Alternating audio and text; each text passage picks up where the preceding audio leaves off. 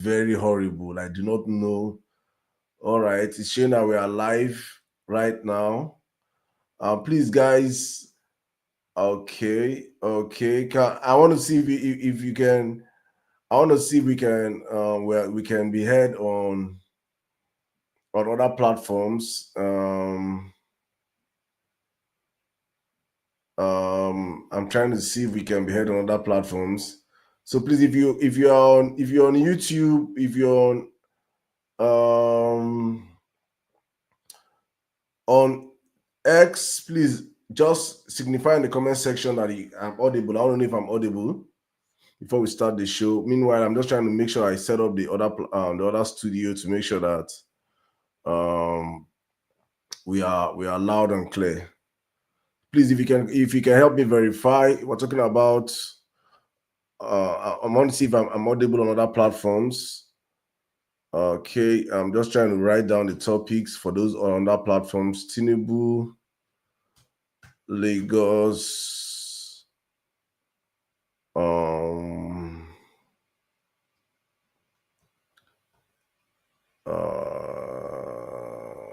achievements,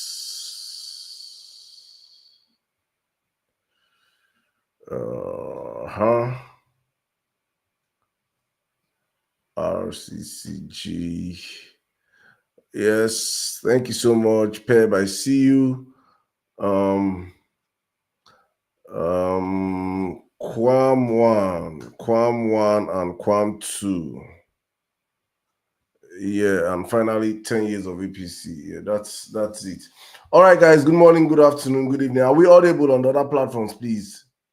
Okay, I'm audible. Yes. Okay, you're very audible. Thank you very much. Thank you. I see you, Nimale.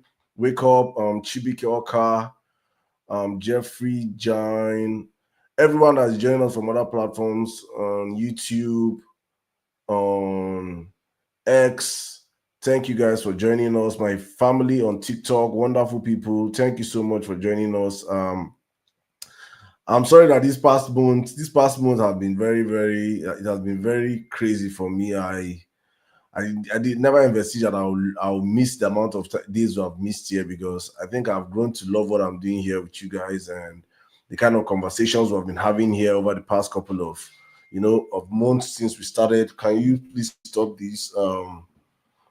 Since we started this conversation, it's been it's been wonderful building with you guys, but things happen and I have to adjust with time. So for me, it's just me trying to make sure that I can keep myself and keep sure that I make sure that I'm available at the best of moments for myself personally, and also to avail myself to you guys. When you're doing these things, I've gotten messages from so many people, many of you guys here, reaching out to know what I'm fine, what's happening, and how much what we have built here is to so many of you guys. And for me, I do not take it for granted. And I'm saying this so you guys do not think for 1 second that I'm taking you guys for granted. No, I do not. I will not start up something that I cannot finish or just stand up and leave. It's just that I'm a human being like you guys too, and I have my own, my own shares of the world happening to me also. So I have to adjust to it and also adjust my timings also to situations. So when you see anytime I'm out, it is because I am actually not available to be able to come out and talk on live. It is not because I really want to have this thing going on as much as possible. I want to avail myself because I understand how important these conversations can be for us, as a moral boosting opportunity for many of us, and at the same time to educate many of our people that are not educated politically wise, and also to raise the consciousness. Because for me, I'm a firm believer of messaging and how important it is to stick to messaging. And the more you repeat some certain things, the more it begins to sink, and the more we all play along and we all get used to such conversations. And that's what exactly for me what I'm trying to build here. So I see every one of you that have joined us today. Thank you so much. As I always say on the platform, we are doing very. I know due to our long absence, TikTok are not also happy with us. So definitely we are falling down the ranks. We are falling down the ranks of our league. We're actually right now in League C3, which is very poor. We're from League B1 down to C3. We have done so bad, and it's due to our absence. But we have to go back up the ladder, guys. So I just want to push every one of you that are listening to me right now on TikTok. You guys know how we do it here. We do nothing less than 100,000 likes. So I will need every one of you to please stay on your keypads, keep tapping, keep liking, and also share the live. IJ, I see you, my sister. Every one of you, please, let's share the live. Thank you so much, Peb. This is exactly what I'm going to pin a tweet right now, pin a comment. So, guys, check the pinned comment. That's what I want to see everybody do right now. Peb shared the live with more than 10 friends. It's what I want to see everybody do right now. Please take this live out of here, from here to your various groups, your WhatsApp channels, your WhatsApp stories, to all the groups that you're in, your Facebook, everywhere you can find yourself. Let's take this message as far and as wide as possible. Very, very, very, very important. Very, very, very important. So everybody, please join in propagating it. And when you're done sharing it, come back here. Let's get into the groove, because you guys actually, like, I think this is meant to be a symbiotic relationship whereby I feed off you guys' energy also. So the energy I get from you guys is a powerful energy. The energy I also transmit, right? So please, I need you guys' energy up in this room today. I need to see everywhere going up in flames. I need to see the likes going up. I need to see you guys in your A game today as I bring up my A game also, anytime I go on this little break, coming back, the first show is always like me trying to get back to program, get back to speed. Thank you so much, Lolo. Thank you so much. It's me getting back to speed again, trying to understand, catch up to the heat of the moment. So many things have gone under the water this 1 week. I think last week would have been a very wonderful week you were here, because so many things happened last week. I don't even know where to even start from, safe. Things that happened last week, safe. I cannot be, all I know is that I just came back online. I'm seeing so many tags, so many things. We could not have our violence space last week. That was how bad it was. That was how unavailable I was. That we couldn't have our violence space last week. And hopefully we can have it this week. But I see every one of you that have joined us. We're back again. It's the Emir Sirdam show. In case you don't know, it's your first time joining us here. We come out here every weekday, Monday till Thursdays, 9 p.m. Nigerian time. We just sit down here and we deliberate and we talk about our country, trending issues, political conversations, culture shaping conversations that help, that actually matters, conversation that Nigerians should actually be having. That's what we're doing. And especially we're doing this on TikTok. For those that are on other platforms wondering why they cannot probably ask a question, it's simply because we're trying to make sure that this is a TikTok program whereby we can grow the audience on TikTok. I say this all the time. I see many of our people on X, many of our we have dominated and we have conquered X. Yes, there's a pushback, and I'm not even saying we should leave X totally. No, we should still be on X, but we should understand that there's a demography of people that are not following the conversation on X. They are on this platform. They're on TikTok, and it's important we grow TikTok, because if we don't grow TikTok, this is where our Gen Z is. This is where the future of the country is. This is where new voters are. This is where this is the camp. This is where the so-called ruling administration right now have come in to build tents, shops, plazas, malls, all sort of things upon this platform, just to be shipping the conversation, throwing propaganda, and many of our people are flying with it hook, line, and sinker. So it's important that we build platforms like this, very strong platforms on this platform, TikTok, that can counter and give Nigerians real news, real conversations, right? So it's good to have you guys back here. Thank you so much. I see every one of you. Please, if you're on X listening to me right now, I see you guys. The numbers is going up on that platform. Please, I need every one of you on X right now listening to me to please retweet the live, repost it, like it, share it. Just let's make noise. Let them know that we're back, right? Many of our people that they don't know that we're back today, because even we came back today and we're actually 1 hour late. So it's going to be one that we need to re-inform many of our people that we're actually back. But let's jump into the conversation today. If you've been following us on this platform, if you've been a regular here, you know what I'm trying to say right now is something that I've been saying and emphasizing for so long. I've always come out to say that Bola Ahmed Tinubu did not do anything in Lagos. When I say these things that back in the days, back early days, Many of our people here will be like, Saddam is many of our people probably even don't want to say it, but like, Saddam just too hates this man. And how can you say he did not do anything in Lagos? How can you say? You know, I kept saying it that the amount of propaganda, that famous lie that he built Lagos, that statement was from the pit of hell. Bola Ahmed Tinubu spent 8 years doing nothing. When I mean doing nothing, not like he did not do anything.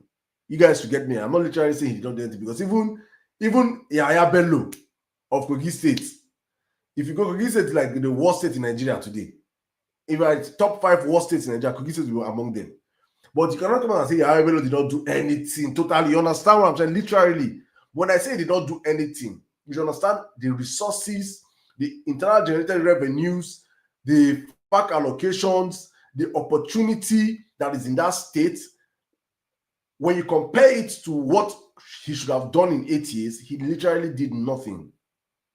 So when I kept saying this, then you hear his people come out and say, he said, what do you mean? Blah, blah, blah, blah. I remember when it was quite an unpopular statement when I kept saying it, because I had to stand against that narrative, because I said, come on, Lagos was capital of Nigeria for 70-something years, I think 77 years. All the major infrastructures in Lagos were built by the military. I kept saying these things. I said, Bola Ahmed Tinubu did not build up to 30 kilometers of road in Lagos in 8 years.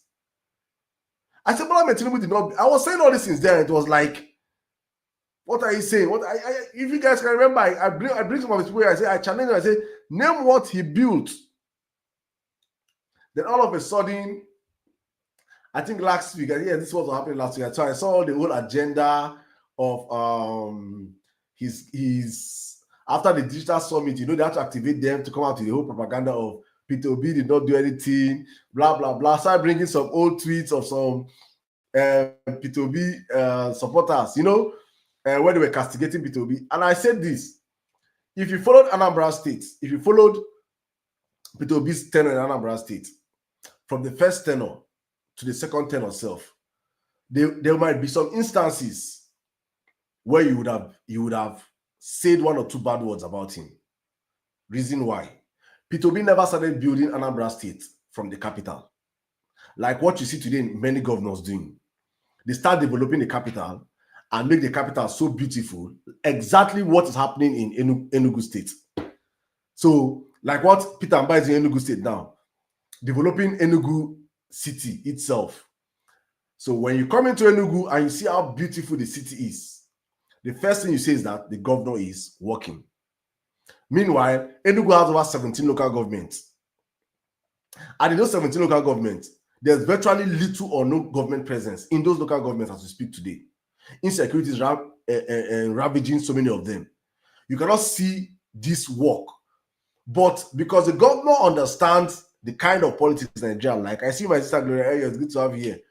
They understand that Nigerians like flashy things. So therefore, they give the Nigerians what Nigerians want to see. And so Peter Obi never followed. That for me was one of my biggest problems with the man. I had an episode when I said Peter Obi's biggest problem was lack of investing in media. And also the fact that this man was never in government to show off what he was actually doing. Peter Obi was building rural roads. I mean, in Anambra State, you can virtually drive through people's villages in tarred roads, and you leave Anambra State and you enter Imo State. You can virtually drive through people's villages in tarred road, you won't see one pothole, and you leave Anambra State, you enter Enugu State. You can virtually drive through people's villages in tarred roads, and you leave Anambra State, and you will enter Abia State. Through people's villages. I'm saying if you're in Anambra State or from those areas, you can testify what I'm saying. He was building all these inner city roads, hinterland roads, and he was not paying attention to the capital. When he started capital work was even towards the end of his second tenure. The Onitsha head bridge, the 10 lanes, the famous 10 lanes that he built in Onitsha was even his second tenure. I think towards the tail end of the second tenure. So he did not, if he had started, let's say he started his first tenure by building that 10-lane bridge, it will be, by now they will be carrying him like God. But he waited all those big flashy roads that Nigerians love. He did it at the tail end of his project and focused on real governance that made Anambra become an exporter of agricultural produce in his first tenure, because he had to connect the hinterlands to the markets, whereby farmers could now take up their things, their farm products from the farm, drive. There are places in Anambra say that since the Biafra War, they don't have roads. Anambra was created in 1991, first of all, as a state. So there are some roads, there are some villages in Anambra say that I've never seen government road. Those since bomb scattered those roads, they never saw roads. They were cut out. If they want to leave the city, they don't follow through water. They will use canoe. They know P2B used .LEDs doing all these things. So when I was saying all this things, then I was like, if it comes to propaganda, I saw what this man did for San. I've been in Lagos. I've lived in Lagos. I was in Lagos during Bola Tinubu's tenure. I saw Lagos. I witnessed Lagos. I was in Lagos during Fashola's tenure. I was in Lagos during Ambode's tenure. I saw the transformative leadership that happened under Fashola and Ambode. Why are these people taking these people's glory and giving it to a man that did not do anything in Lagos in 8 years? And I kept questioning it. I kept questioning it. Then lo and behold, this my Tinubu brothers and sisters, in their normal usual fashion of propaganda, they will always start it. That's why I like them, that they always started when the heat gets hot, they run away from the kitchen. They started the same way they started with Grok that time. They start Grok until Grok started exposing their nash. They now left Grok alone. They started that's in obedience. In people's normal fashion, people started bringing out receipts. The one I now saw, I think I'm going to find that video and play it. Where Fashola himself, let me find out Fashola video. Let me find out Fashola video and see if I can find out Fashola video and play it, because for me I was like, you people now must, and I gonna hear that, but let me see play it for Nigerians. Let me play it. And immediately we started, about 30 years, nothing new was built in Lagos. That's the reality. And immediately we started replacing the infrastructure, we saw a corresponding depreciation of the restoration. And in the last 3 years, we've put in 465 kilometers of new roads. About 77 kilometers are under construction, which should be completed in about 6 months' time.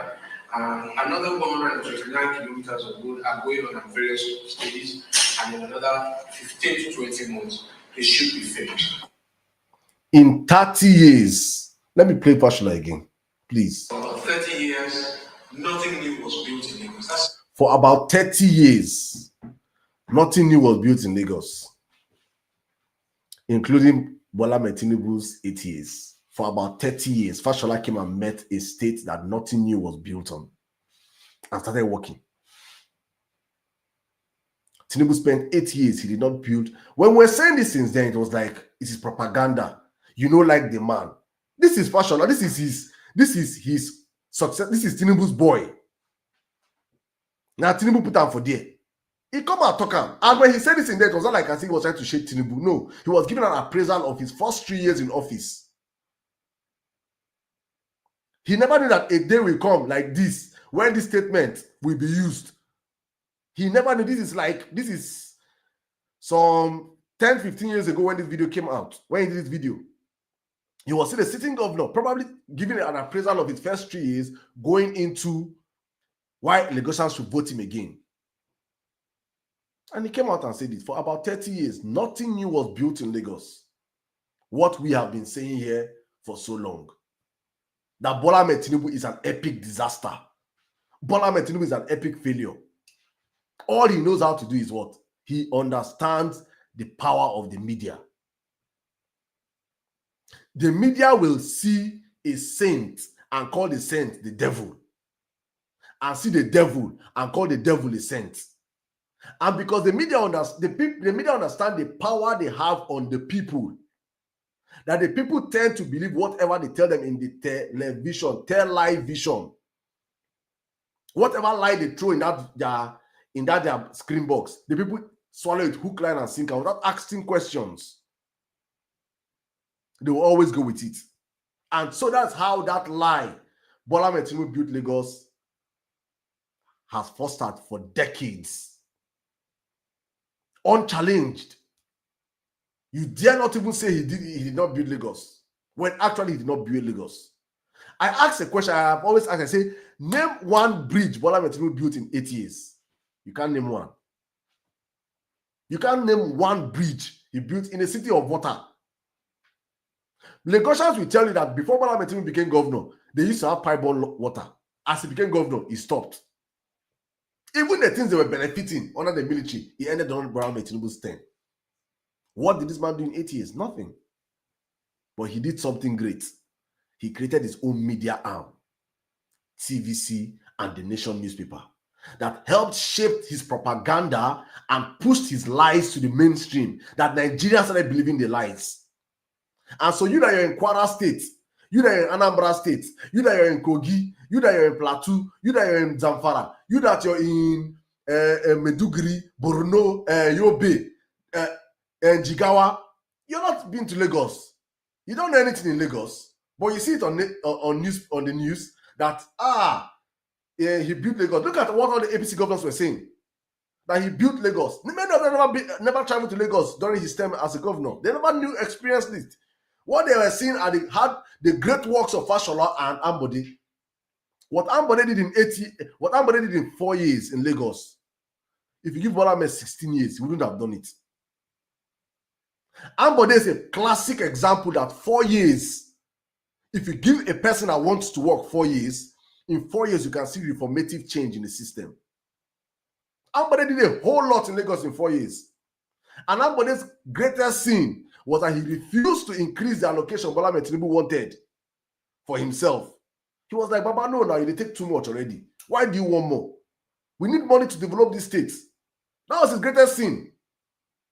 And all the boys that were hating Ambode then, Bola Ahmed Tinubu just told them, you just blow whistle, pee, then turn, begin attack Ambode, begin support Sanwo-Olu that escaped from Yaba left. I'm not even going to chastise Sanwo-Olu because I said he has even come, he has done some things. The only governor that did not work in Lagos in 8 years was Bola Ahmed Tinubu. Bola Ahmed Tinubu did zero, nothing to show for it, nothing. They will tell you he increased IGR. It is even more criminal of him that you increase IGR from so and so to so and so million or billion, and there's nothing to show for it. Where did all this money generated? Where did it go to? The same thing that playing Nigeria right now. They're saying we have increased IGR in Nigeria. We are not seeing any work. We are not seeing anything. Nigeria, you cannot point to any sector and say Tinubu has done this well in this sector. It is insane. And I'm happy that the bubble is busting right before the eyes of all Nigerians understand that this fraud in Aso Rock, give him, I have been screaming it, give Bola Ahmed Tinubu 200 years. Nigeria will never grow.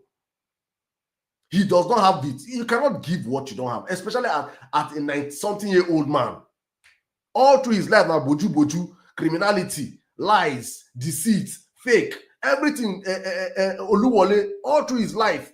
Then this as his old age, you expect him to do well. There's nothing good that can come out of this man. Nothing good can come out. We just end up wasting our time. And that's why for me it's very important to understand, because Nigerians, we do not understand time. We know how to waste time. That's why we allow politicians waste our hard-earned time. You know what is 4 years in the life of a person? In 4 years' time, somebody can get into university and graduate and become a professional in a field. 4 years is enough for you to be able to show progress in any sane government. Argentina president is doing it now. What Argentina president is doing, is it different from what P2B have been saying he wants to do? Cut cost of governance. Streamline the government is too. We're having a very big government for a very poor country. What are we doing with 53 ministers? 53 ministers have 50-something aides, they have 50-something aides to aides, they have 50-something security people, they have. Do you understand the waste alone? You pay them salary, you give them budget for their ministries. It is waste. We have no business having more than 20-something ministers. Or let's just even say for representation. Because of Nigerians, we are so docile as the people that if our own people, if our state person for the minister, they go talk say, carry us along. Let's say for the sake of representation, 36 ministers. Let's just say for the sake of representation, we have no business having anything less than 36 ministers in the country. No business. Especially for a country that's complaining that they are poor and they are broke. We have no business. You cut down these ministries. Aside some people double portfolio or triple portfolio, if they're not ready to work, they leave. It's only in Nigeria. See Ghana of yesterday. See reforms taking over in Ghana. But it's only in Nigeria you see politicians making excuses, and you see stupid Nigerians defending them. Nigerians that have eaten, they don't use their brain and do. I think this evil people they call this thing. When they use goat meat. You guys say evil people they do goat meat. What do I call it? Ishewu. But don't use our brain do ishewu. They don't grind their brain. You will see hungry poor people. Yes. Hungry poor people, oh, and then they fight for these politicians. You can't see this happening anywhere in the world. It is crazy. We are the ones that know how to defend our slave masters. And this bring me to what I saw over the weekend. If you know me, everybody that knows me will tell us I'm a very big believer of faith. I'm a Christian. I don't hide it anywhere. I'm a strong believer in faith. I will never be someone that will come out and tell people, no, God, no deal. I've seen God manifest in my life. I've seen God work in my life. I've seen God save me. I've seen God help me. I've seen God lift me through people. I've seen what God can do. So I will never be that person that will come out and tell you that there is no God. But one thing I will always tell people is that Nigerian Christianity is the worst type of Christianity to ever exist. In fact, God's judgment will start from Nigerian pastors. God's judgment will start from Nigerian pastors.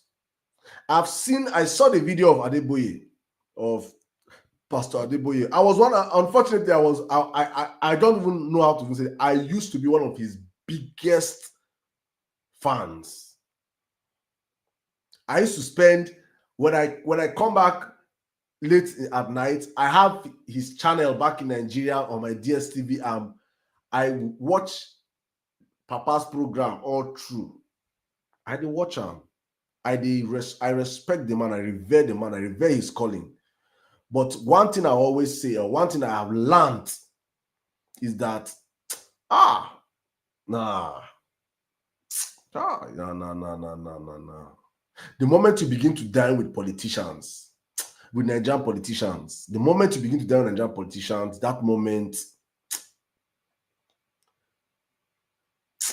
it only takes the grace of God for your hands not to be stained. It will only take the grace of God. And not just Nigerian politicians, a vindictive man, a chief blackmailer like Bola Ahmed Tinubu. I kept saying it, that Bola Ahmed Tinubu has bought off all our church, our leaders of faith, both from the Christian and Muslim side. It is not just at both sides. And it's not a today something, no. It is decades. Most of their lands that you see that where they have their headquarters, their church and the rest in Lagos and the rest, now you don't give them land. And you don't video them. You don't use many of these people do money laundering and the rest. You don't use them to do so many things that is on record. So they cannot even speak out against him. I will never be against people saying that they want to give to God or give to the works to helping the church grow. The church needs finance to grow. I will not hide it. Finance, church will just raise money on its own. Or the work needs finance to work. Abi? Yes. But the way, in a country as poor as Nigeria, the way Papa come out and do his own, it is, for me, it was, I won't say I was surprised because he has done it before. He has come out to ask for 1 billion before. It's not today that he has asked for this 1 billion. He has come out and said, I need 10 of my sons to give me 1 billion. And I asked myself, in Nigeria today, as he speak, because you see when people are defending our leaders, We fail to understand the dynamics that is at play. Nigeria as a country, less than 8% of Nigerians, have up to 250,000 naira in their account. I repeat, less than 8% of Nigerians have more than 250,000 naira in their account. I want you guys to understand these numbers I'm putting out here. So when a man comes out and says he needs 11 people to give him $1 billion and 100 people to give him 100 million,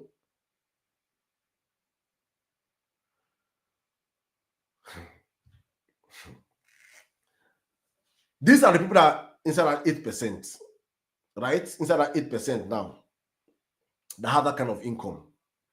What do they do? What business today in Nigeria is flourishing?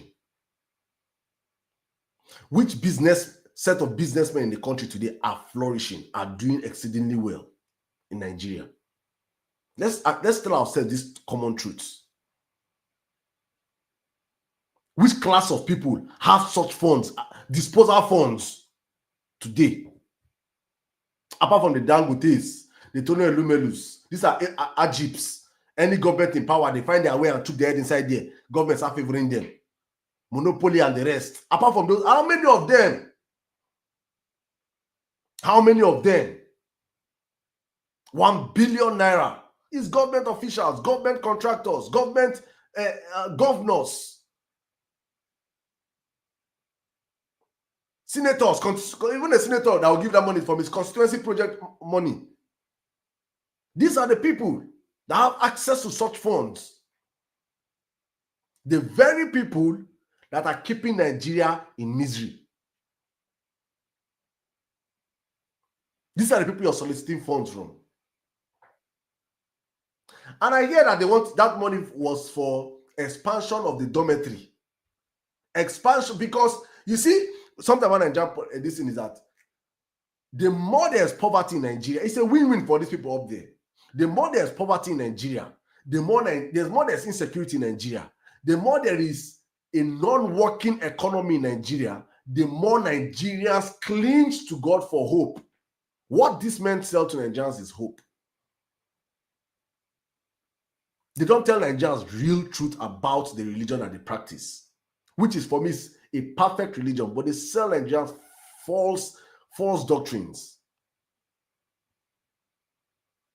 I made an episode of the Emir Sirdam show, one of my podcasts, and I was saying that I was like, and I got a whole lot of stick for what I said. I said in Western world, RCCG pastor for West here, they pick shift. In a pick shift, make it not pick shift. You go find work do. In a work, I saw another one that he was telling the church member to fast for 4 months. 4 months in a year to pray for against the hardship in Nigeria. Fast for 4 months. How many months are remaining in the year?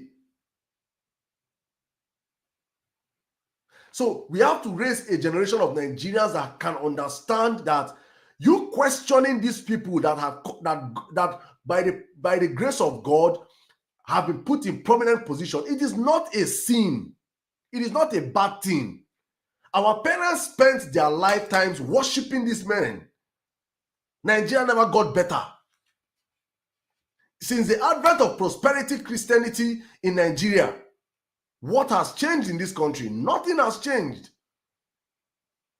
It has only gotten worse. Why some set of men have turned out to be billionaires, trillionaires, with investments across the country, across the world, flying private jets, owning private jets that their church members cannot even enter. If I was hearing, I need us to raise 100 billion, my children.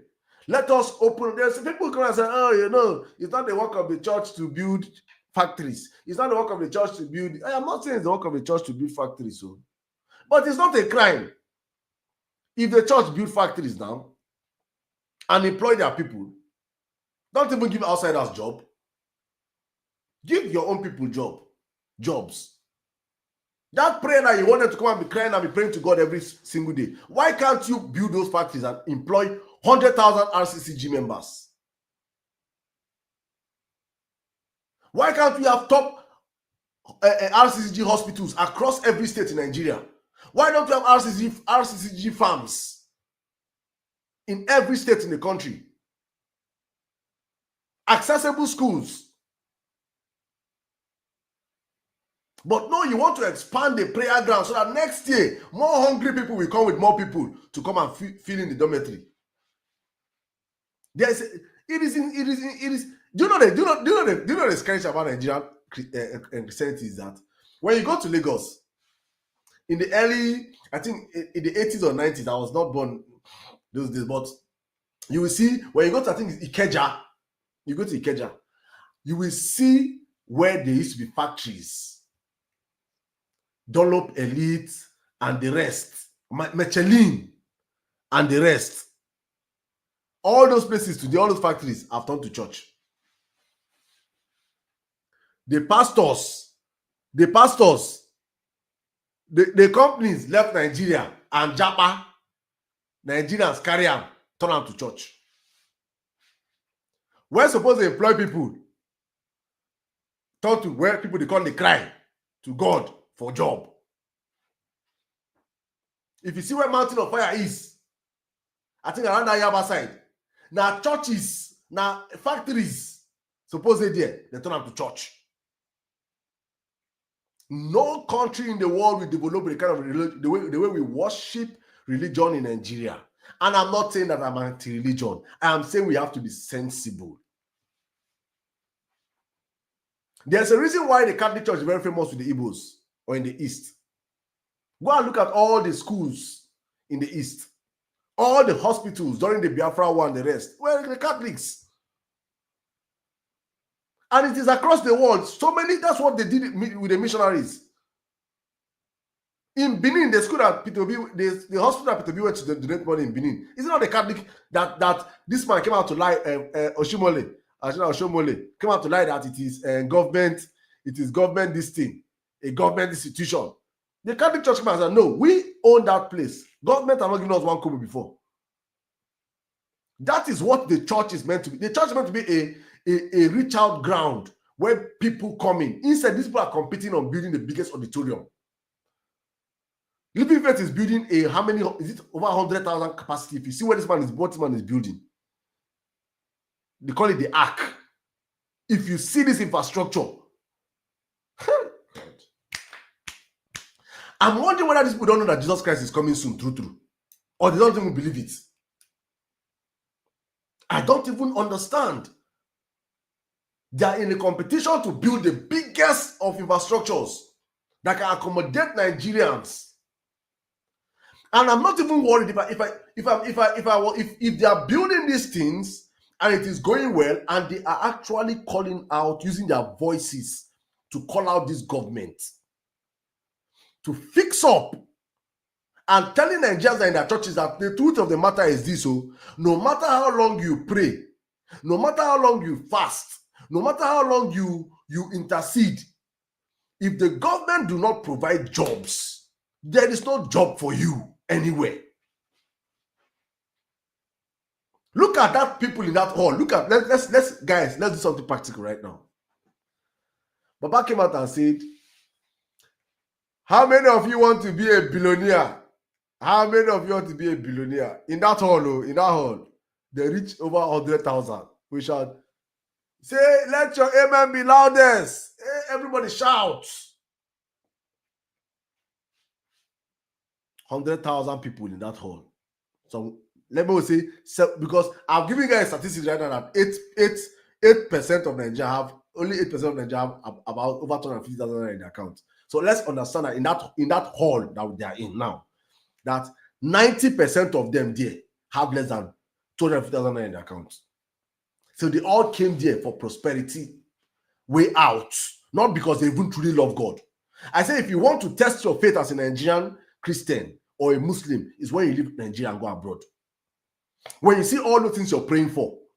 I will sometimes, I'm a very strong Christian now. I know that I pray. I don't even come out and hide my own. I tell my prayers every morning, afternoon, and night. Then I have my space. I talk to my God. I know I intercede with my God well. But there was a time that my faith was tested at maybe before for Nigeria. As I come out, before I go enter my motor, I don't pray.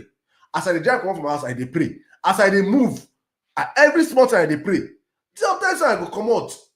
Before I go even enter public transport for Nigeria, before I enter bike, I go pray. Every single moment is a moment to pray, because it is actually God that is your security in Nigeria. God is your provider. God is your gate man. God is your police. God is your road. God is your road safety. God is your FRSC. God is your everything in Nigeria.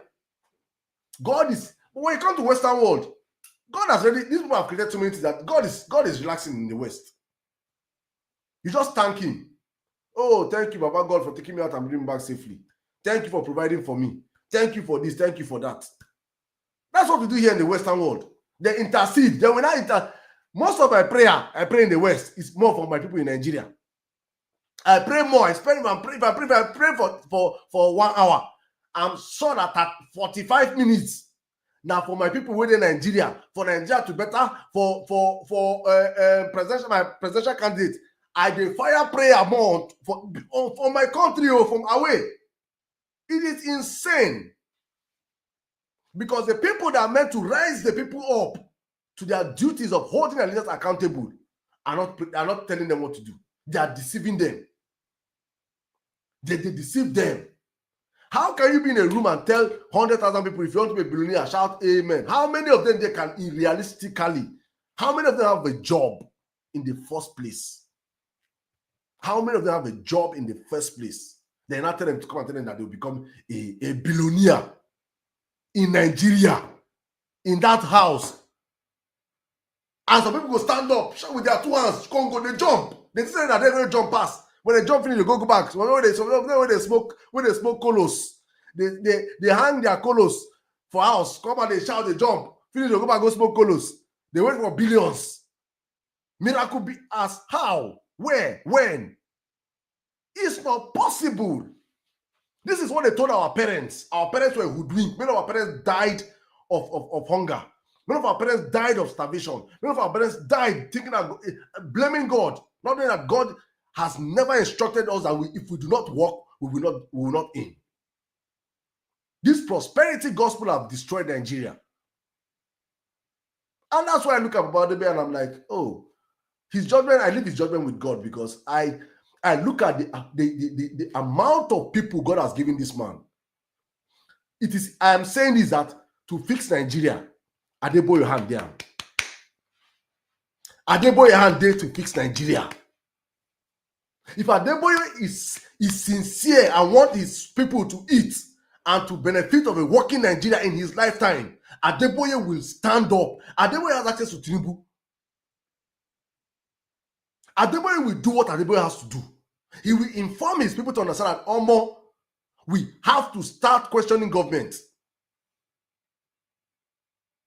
We have to start matching. What do you have to lose, sir? What do you have to lose? You have nothing to lose. You have lived a great life. God has blessed you. You have a great ministry. You are across the world. We need your help to fix this country. And I'm saying this to all his followers, understand. Please don't be hoodwinked by these such gospels.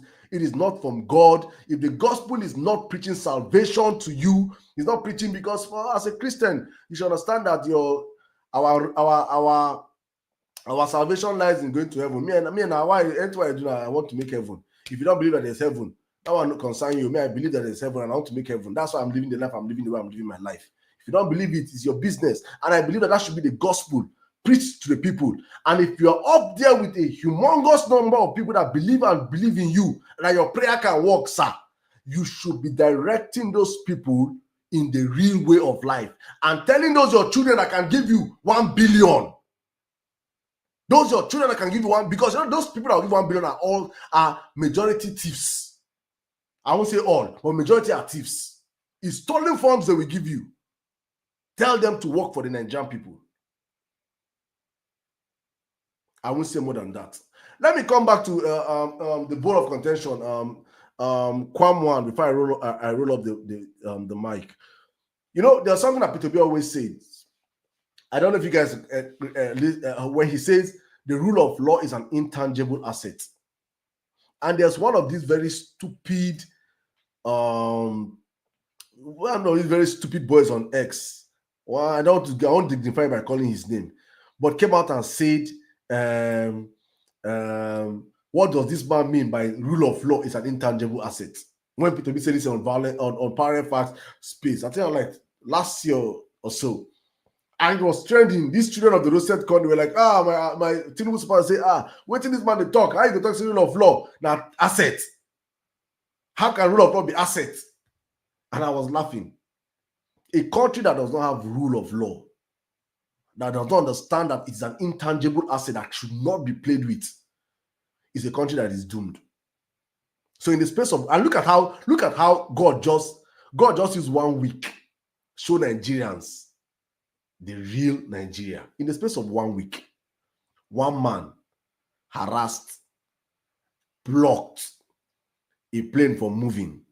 In that same week, a lady, I don't know where her case started from, but I saw her, she was being molested on I don't know. Okay, I also saw when she was molesting an air hostess. And I saw that video. I'm not going to act like I did not. I saw both where she molested. I saw also a video where I think that was from the beginning, where she put her own video on. I was like, I'm telling her to allow me to go, and I don't allow her to go. So I don't know what happened.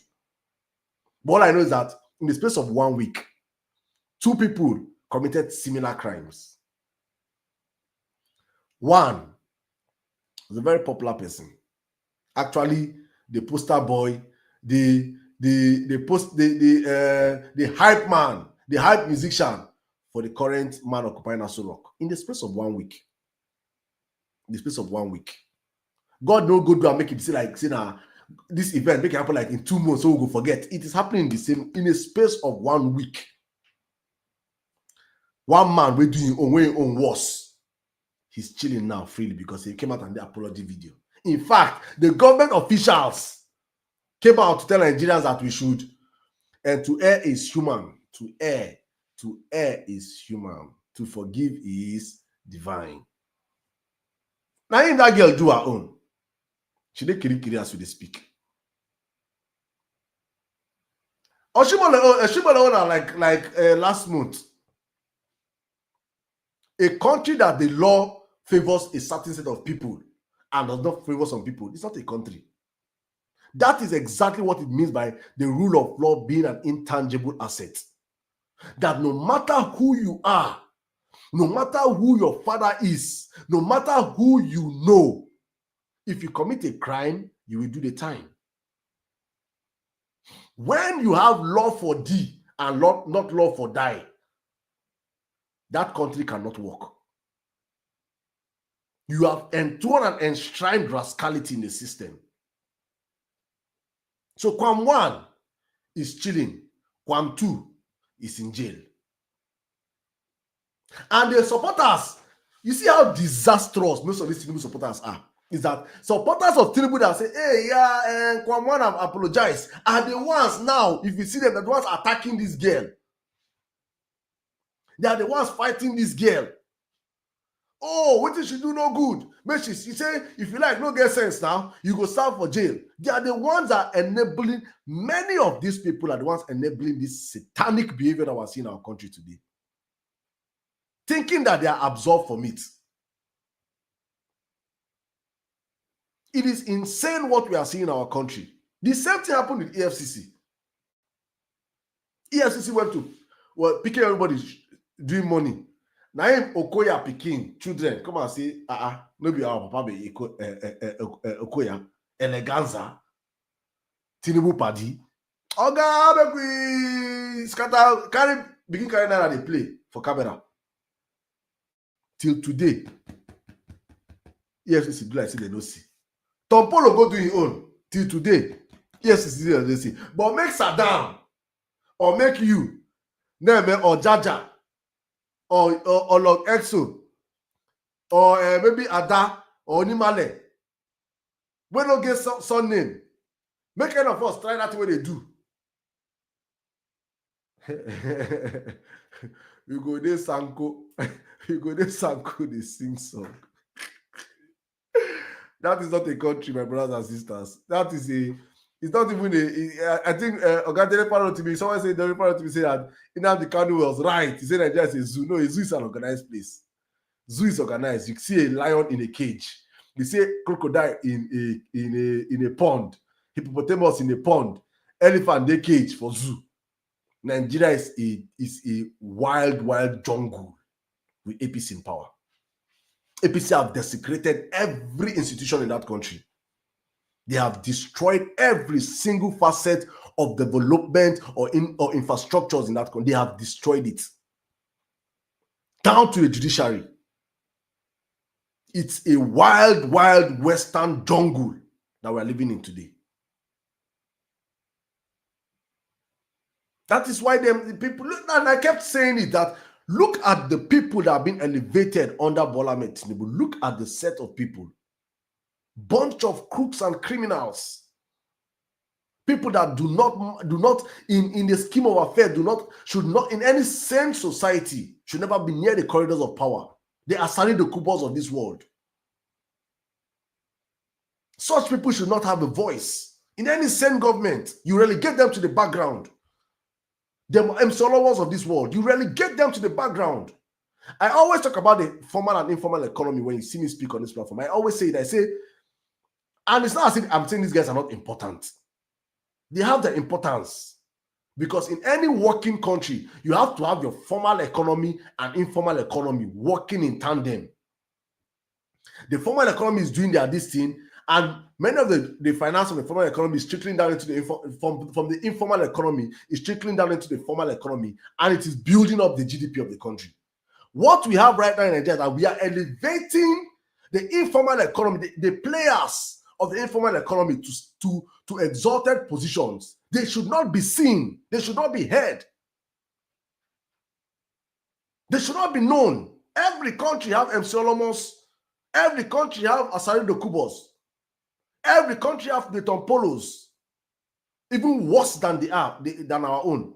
But you never see them near the corridors of power.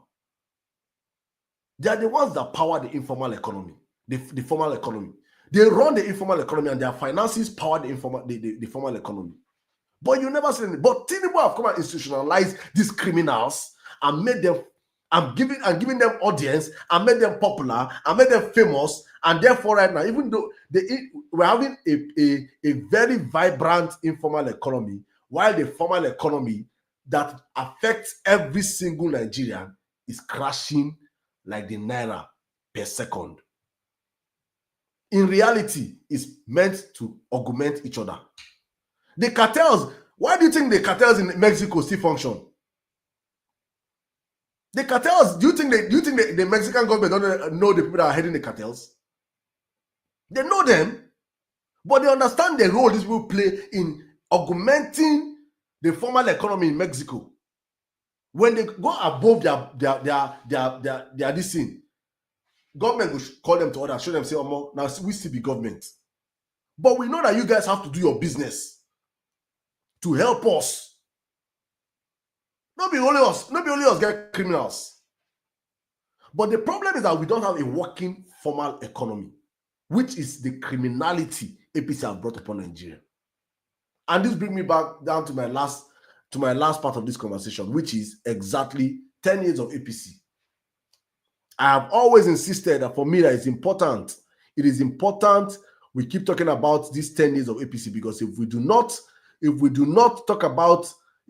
keep emphasizing and driving the narrative out there for Nigerians to understand that we have given 10 years of our lives, Nigerians will wake up one morning and they will forget. Because if there's something I think that these people have successfully done, is to hypnotize Nigerians. We don't understand the value of time in that country. In fact, that's why we're the kings of African time. It is systematic what these guys have done, and it is subconscious. It's only if you open your third eye, you understand many things I'm saying here. They have subconsciously made sure that we do not value time in Nigeria vis-a-vis Africa. That's why they call it African time. There's African time and there's what? Nigerian time.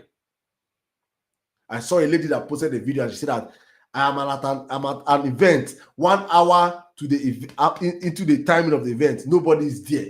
She called the guest, the host. They will say, no, give me like 1 more hour. I'm coming. I'm still doing my makeup. It will take me 1 more hour. We do not understand. It is intentional. Thank you so much, Toby. It is intentional what they have done to make us not understand the value of time. And so that's why it is me making sure I keep exposing Nigerians to understand the value of time. We are wasting time and giving this time to people that enjoy their best of years. What will any say Nigeria that understands the value of time be thinking to give Bola Ahmed Tinubu extra 4 years of their lives? We have given APC 10 years. In fact, with Bola Ahmed Tinubu's tenure is going to be 12 years of our lives. 12 years. If you give birth to a child, 12 years. APC came into power. That child is 12 years old today. That child have never witnessed in Nigeria that has a semblance of working. And if let's say you gave birth to a child and the child was 5 years old when APC came into power, that child will be like probably 17 years old by when Bola Ahmed Tinubu is done. That child would have seen a Nigeria whereby his father and his mother used to import things, buy things so cheap, and now seeing hardship, the parents cannot cope. We are actually damaging a generation of youths or kids. We are watching this thing happen, and we are acting like nothing is happening. Because probably we have these conversations now, we are trying to fend for ourselves. We are not seeing the impact this is having on these kids that are coming up. When I was in the university, I remember I passed my neighbor generator for 6,500 naira. I heard that generator right now is 125,000 naira. 6,500 naira. That product today is 125,000 naira. This, my university is not, I'm not saying I'm not 20, just like 2012. But somebody said I bought it at 5K. I passed my neighbor generator today is 125,000 naira. Look at how APC have damaged the naira in the space of 10 years. And you think it cannot get worse. Because Nigeria, what we have done in Nigeria that we feel like, like someone when Tinubu was coming, someone said that after Tinubu, that Tinubu is the worst of the worst. And sorry, that Buhari is the worst of the worst. And I was laughing. I say one thing I know about Nigeria is that do not underestimate Nigeria. Everything can get worse in Nigeria. If you think we will wake up one morning, and if you are a violence, you come to my platform on X. When we say that at that time, we say that you will buy fuel for over 1,000 naira. We say that $1 will change for over 1,000 plus. People will laugh, it's not possible, in a lie. You don't go fit. It dey happen for our eye now. We will change dollar for 5,000 naira now very before. You go say a lie. It will happen. Who would have thought that a generator I passed my neighbor we sell for 125,000 naira? How? In 10 years' time. In that space of 10 years, some countries have left underdeveloped to developed. In that 10 years' time, some countries have transformed their economies. Go and look at Angola. I say just look at Benin Republic. Let me not even go far. Look at the border of Nigeria, of Lagos. You pass through Ikorodu, Badagry, and enter Benin Republic. 10 years ago and today, look at that. What that small country have done. I'm not even going to start talking about Togo. Not talk to Ghana and the rest. In 10 years, you can transform a country if you want. And in 10 years, you can destroy a country if you want. APC have shown us that it's possible. Now, yeah, good evening for us. Welcome, guys, to the Emir Sirdam show. Thank you all for joining us. I see you guys. Wonderful numbers already coming up. It's good to come back again. I hope I did not leave again for as long as I left, but I'll be back. We'll be back again tomorrow. But I'm bringing my sister Jaja. Please, guys, I don't want this to be like only me speaking. I've been speaking for so long just to make sure I can see book request the mic. But it seems you guys have been enjoying my sermon. So let's bring in my sister Jaja. Jaja, good evening. How are you doing today?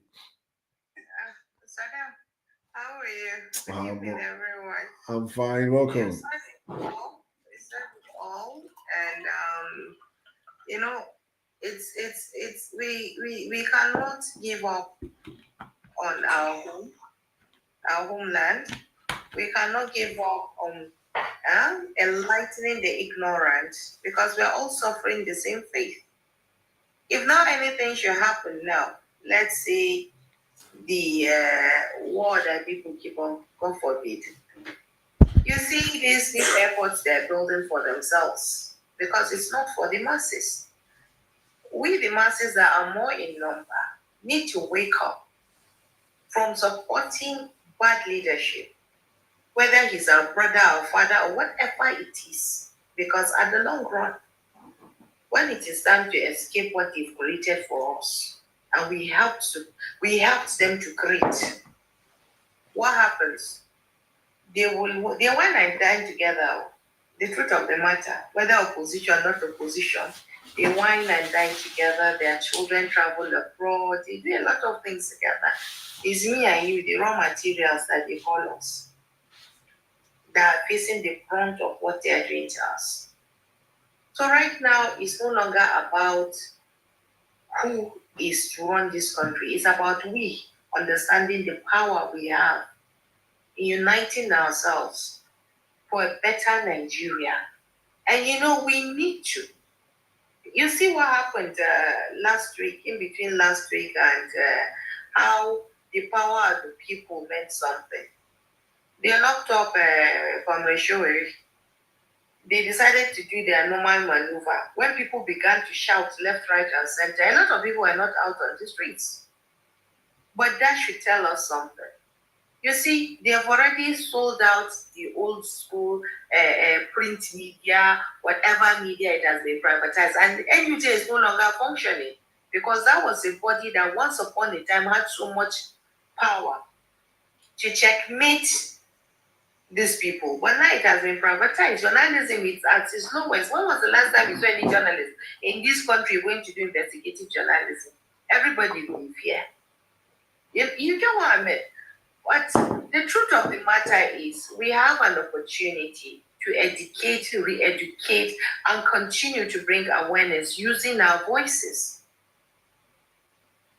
This revolution, whether we like it or not, is saving this country for not just ourselves, for our children. Right now, so that when we're kids, we know about the likes of Herbert Macaulay. We were taught about how they saved this country, what they contributed to Nigerian society.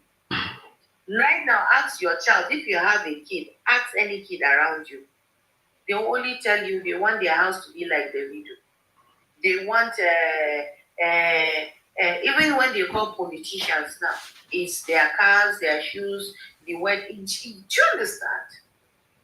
It's no longer about your integrity in Nigeria. The only thing they respect now is your affiliation with power, who you know. It is packaging. It is what you put on. It is how do I make quick money to earn respect. It is the more money you have, the more respect you earn. Your integrity is not good enough. Go to civil service, the same thing. They have taken us so backward. I left this country, and when I came back, APC was on ground. It was as if they've reversed the whole country. I remember during Abacha's time, when we travel from Kano then to Abuja, you see some new developments on the road. You see something new happening. But believe you me, I think this politics, this so-called democracy, that because it's their own type of democracy, and if we don't wake up and end tribalism within us, we don't wake up and inspire in us that this patriotism is not just for us, because we cannot keep on running away to other people's countries and then we get treated the way we get treated and then expect that our country will be better. Electoral reform is a must for us to challenge the system. They must give us that electoral reform collectively. This 1999, because I believe that Nigeria needs a new constitution that has to, we the people have to be a part of it. For how long will we continue talking, suffering, enduring? They are talking about bandits in the bush, and bandits are near us. Have you noticed the way they are taxing us? Check your data, check your bank alert, check whatever you do now. It's so unnecessary. It's like they are just squeezing us, and you are not seeing the dividends. If they are taxing, where's the taxpayers' money going? Today they will tell you it's yacht. Next tomorrow, it's funding their lifestyle for them while we continue to suffer. Have the salaries increased? Are they job opportunities? How is the market? How much are you feeding? 100,000 cannot feed a family of 3 now in this country. It cannot. A family of 1 said, you as an individual, how much you pay electricity, data, your hospital bills, you buy petrol if you have a car, or transportation to your place of work. How much are you profiting out of your business? Are the banks working for us? They're not. Every institute in this country is more of working for them. Every institute now is more of working for them, not for us, the people. So why were the institutes created in the first place? And it is so sad that we keep on supporting people that continue to make us suffer and endure. Leave it to God. You spoke about men of God. They're everywhere. The house of God now is not for saving souls for God. It is more of a business this venture. With all the hunger now, how many food banks do you see from the mosques and the churches? In the north, they play the Muslim ticket card on us. Where are we today? It's a question. When did I had the opportunity to live in another country? They had both Muslims and Christians. You will never even know that they are Muslims, Christians there. But in every mall you see, they have mosques for the Muslims to go and pray. You hardly hear them with politics, or you will never hear men of God entering into. They're only there to help create jobs, do what God has asked them to do. But in Nigeria, it's different. And then Google. There is no way in this world that they call God more than. We have more churches and mosques in this country. That's but right. why are we going? We are so prayerful, prayer warriors. Leave it to God. God said, in short, it is the men of God that are preaching to us, not to challenge our leaders. It is a sin. They've indoctrinated our mindset. In short, it's not even indoctrinated. They've enslaved us, just like the colonial masters have done to us. And it's not physically the enslavement, but it is inside our mindset, our psyche.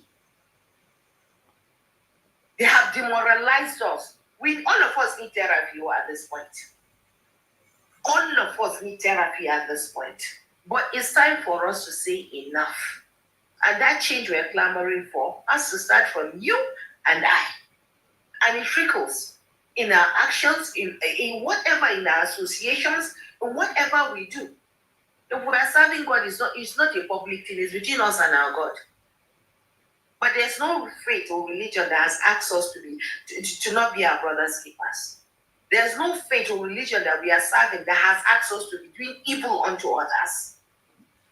If there is, please bring out the scriptures. But today is God, the name of God they use to manipulate us, to bend them to their will. For how long will we continue being those people and continue to endure? What is paining me the most, Saddam, you and I know how rich this country and blessed. God has blessed our country in so many ways. Mineral resources, oil. What is it that we don't have? Human capital. But Nigeria is a hub of human rights and justice at this point. APC has failed. I don't know why APC, in short, I don't even want to think about APC anymore. And we keep on voting for them. In the north, we collected their spaghettis and 2 maggies. Oh. I think we are still eating it. Maybe it's one strand will bend and cook and eat. I don't know what is going on.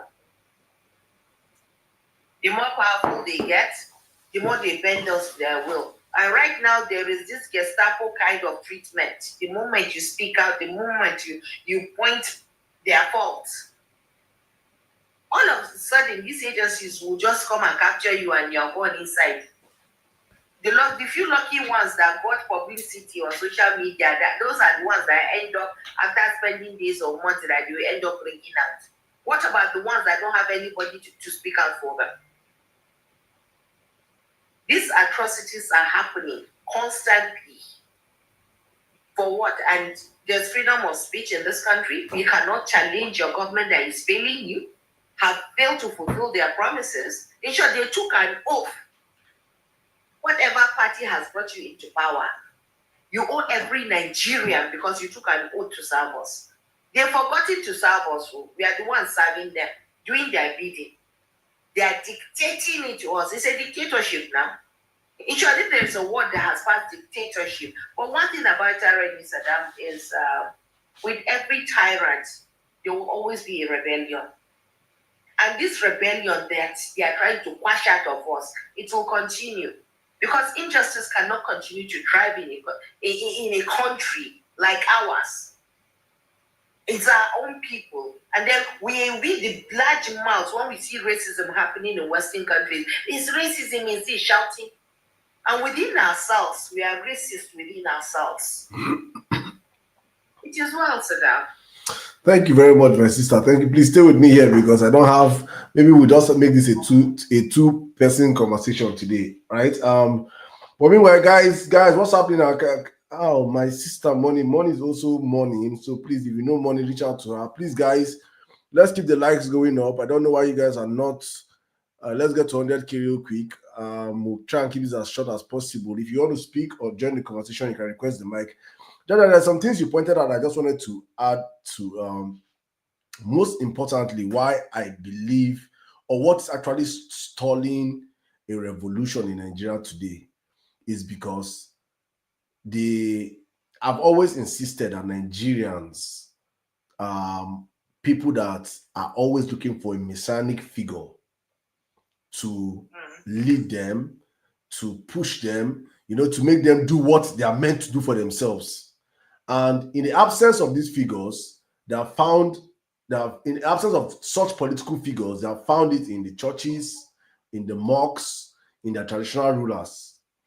So therefore, we listen to or we pay attention, most importantly, to these political leaders when they discuss. These are the people that our church leaders, these are the people that our parents believe their words. In fact, I dare say there are some women that even believe their pastors more than their husbands. That is how Nigerians have been programmed. We have turned people that were meant to hold accountable to gods. And so this is one of the biggest stumbling blocks that I believe will stifle any effort we have to make towards a revolution in the country. Because look at the millions of people that believe Adeboye, that worship him, or I say that eulogize, I won't say worship now, that eulogize him, that will never do anything against what he will stand on his altar to do. You made a reference to that many of our leaders, our pastors and imams are the ones that tell our people that we should not that they should not criticize the leaders. So when your pastors are telling you to pray for the government, not call out, do you understand? You can evidently see that Bola Tinubu is destroying Nigeria, that his policies are not working. You can evidently see that nothing is going on well in the country. But all you can tell your people that you should be pushing out there to agitate for good governance is to tell them to pray. That prayers will turn a man that is close to 90 years his heart of stone. Well, let me just see what's happening now. All of a sudden, Nigerians, especially in the north, they are praying for them to just be quiet. It has become a Friday thing. There's a kind of, you know what's so funny? Visibly, we see videos of how men of God will be grouping your wives, people's wives, that they are praying for them, touching body parts. Do you understand? They're jumping everything behind it in a godly way. Do you understand? They're performing miracles. A man cannot have children, but by the time you go to this powerful man, he's the one giving you the child. All these powerful miracles, and Nigeria is not getting better. You see, deliberately, and I'll continue to say this. My late father told me deliberately because he infiltrated this elite mafia, he calls them. They deliberately allowed education to fail us because if they have invested heavily on education, we will not be where we are. We will be fighting. We will know our rights by now. So we will. Facts. And because a lot of us don't even know our constitutional rights. I believe it's time for us to start these books, changing it in different languages. Is it telling it? Use every avenue to be pumping it into the ears of those that can listen to what their rights are, to make them understand that the power lies inside of you.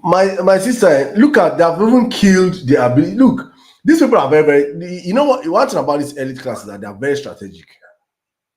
They have even killed the reading culture in the country. How many people want to read now in Nigeria? What is it? And that is what we are. You say that they're strategic, and you and I, we like to watch things through skits. Exactly. Thank you. Exactly. It is the social media. It is what we are becoming. Have you noticed now? They are becoming rattled, and Nigerians are becoming bolder. Even the skits are coming out to show them as it is. See what happened the moment that Bello came in. With all his skits, I have been exposing them. Have you seen how many schools they've renovated? All of a sudden, the moment he entered Nigeria, they went to attack him.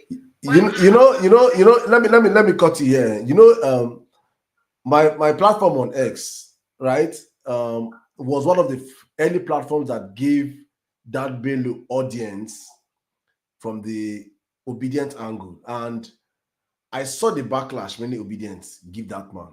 Sometimes when he says some things that did not resonate with them, and I just laugh. And I say this to many of them. I say, what Bello has done to open the eyes of Northerners to bad governance, nobody, no politician in Nigeria has done it. Nobody. In the North. What Bello has successfully done. Have you seen what he's achieving now in the North? The enlightenment he's bringing, the awareness he's bringing by just making those skits, and he's accurate with them. And then he matches it with satire, comedy. Do you understand? But he sends the message across. My goodness. The guy has opened the young. See what they did, the police, this thing that they did, him and Showeri. Before you know it, your people don't begin to go. No, my sister, I'm still going to talk to Bello. Maybe you don't know this. Showore is actually Tinubu's boy, and that is where Bello does not. That's what Bello does not know. That Showore reaching out to him is actually Tinubu's game of stifling what he's doing to Tinubu in the North. How sure are you? I will stake anything. I will stake anything 1,000,000% sure. It is part of the game. He's not going through anything. It is all theatrics. It is all movie, make believe. Just to, because you see, as I've said it, right, Nigeria is a stage. Nigeria is game. They play us like game. They know that as they're playing us, Nigerians, we are watching. So they're trying to make a hero out of Showore, so that the undiscerning minds that are looking at all these things happening to Showore today will be like, this guy is probably passing through all these things just for his sake. No. It is a classic Bola Tinubu MO. Bola Tinubu is a politician that is in every side of the divide. He's in the opposition. He's in the critics. Bola Tinubu pay people to criticize him. I want you to understand this. You will not pay, because you will do your, when time comes for him to demand from you, you cannot give him what he wants. Bola Tinubu have strong voices that are on social media that are attacking him. Why? Because he knows that when those voices are up on him, they get followership. So when those voices speak some things, they can be able to. Let me give you an instance. Do you agree with me that to salvage Nigeria, one of the greatest potent weapon that we can salvage Nigeria is a revolution? Do you agree? Yeah, I do. You agree that's a revolution? Yeah. What is Sowere's toga? Revolution now. Yes. It is not by mistake that Sowore started and has been screaming revolution now. And let me ask you what a revolutionary is, or a revolutionary human being is. Someone that's a revolutionarian is someone that does not even believe in the process of electioneering first. You believe that you have to break down the system from scratch. That's what a revolutionist believes. That is what they are known for. They do not partake in elections. Sowore consistently partakes in elections, knowing that he will not even win. Knowing that he cannot win an elections. And you come out and during your election, you're shouting, revolution now, revolution now. It is like serving the devil and worshiping God at the same time. These two things are parallels. It's either you're for revolution or that you are for democracy. If you believe in revolution, you do not agree that democracy is working. So therefore, your messaging should be all about revolution. Your preaching should be revolution. Everything, but you will see the next elections. So where will contest next elections? He will contest next elections. No, are you sure? So we don't get party. So we don't get party. Revolutionists don't have party. They believe that their own is. My sister, I was once like you, and millions of Nigerians were like you until we read the book. Sowore is an active Tinubu's boy. Let me even help you. Let me help you more for you to understand the role Sowore played or has been playing for Bola Ahmed Tinubu. Sowore is actually with his Sahara reporters. He's actually funded. The same people that fund him as people that fund Bola Ahmed Tinubu. The Ford Foundation. I'm going to find videos, probably send the videos. You see real evidence. These are the guys that they are funded. They're all Western puppets, as the case may be, right? I'm not even going to come from the funding aspect. What pulled down Jonathan Goodluck was majority of the works or the leaks that came out of Aso Rock while he was president. And many of those leaks broke on Sahara reporters. Sahara reporters became prominent during Jonathan's administration. True. And their prominence was because they were giving Nigerians exclusives that only people close to the corridors of power had. Yeah. And for Sowore to have those kind of exclusives was because he was actually getting those information from people that were close to the corridors of power. And that was exactly where Bola Ahmed Tinubu came in. And that's exactly where I'm going to open this Pandora's box for you to now use your own mind. And I'll just be saying some few things. Use your brain and be picking it up yourself. So when David Hundeyi came out and said Bola Ahmed Tinubu is an active CIA asset. Yeah. These are the issues. The biggest black site of the CIA in Africa is Lagos. Yeah. Who owns Lagos? Who is the godfather of Lagos? Uncle. Okay. That he forfeited $460,000 in 1993. In 1993. Yeah. Part of this is the one that, you know, if you have been watching a lot of American movies or not American operating, you understand that this is what I understand. this is the front end. Do you know, it's like UI UX. There's front end. I'm into that stuff. Exactly. Exactly. So there's front end and there's back end. Front end deal is you forfeit it in public. Back end deal is that you work for us behind the scenes. So when you and they're hand regime change. Exactly. So you can trace Bola Ahmed Tinubu. And I like that because of Nadeko, how they laughed. Exactly. You're not coming to where I'm going to. Thank you. Okay. You can draw a parallel with Bola Ahmed Tinubu to the to MK Abiola's annulment, to Abacha's exit. You can draw a parallel, and you see his active roles. Then you see the facade that they gave him, like, oh, he was fighting Nadeko. That was the facade. That was the way they wrapped him. He's in exile. Meanwhile, behind the scenes, he was working with these people to oust Abacha. Meanwhile, behind the scenes, he was still in bed with Abacha, trying to make sure that he can be a vice to Abacha if Abacha eventually becomes a democratic president.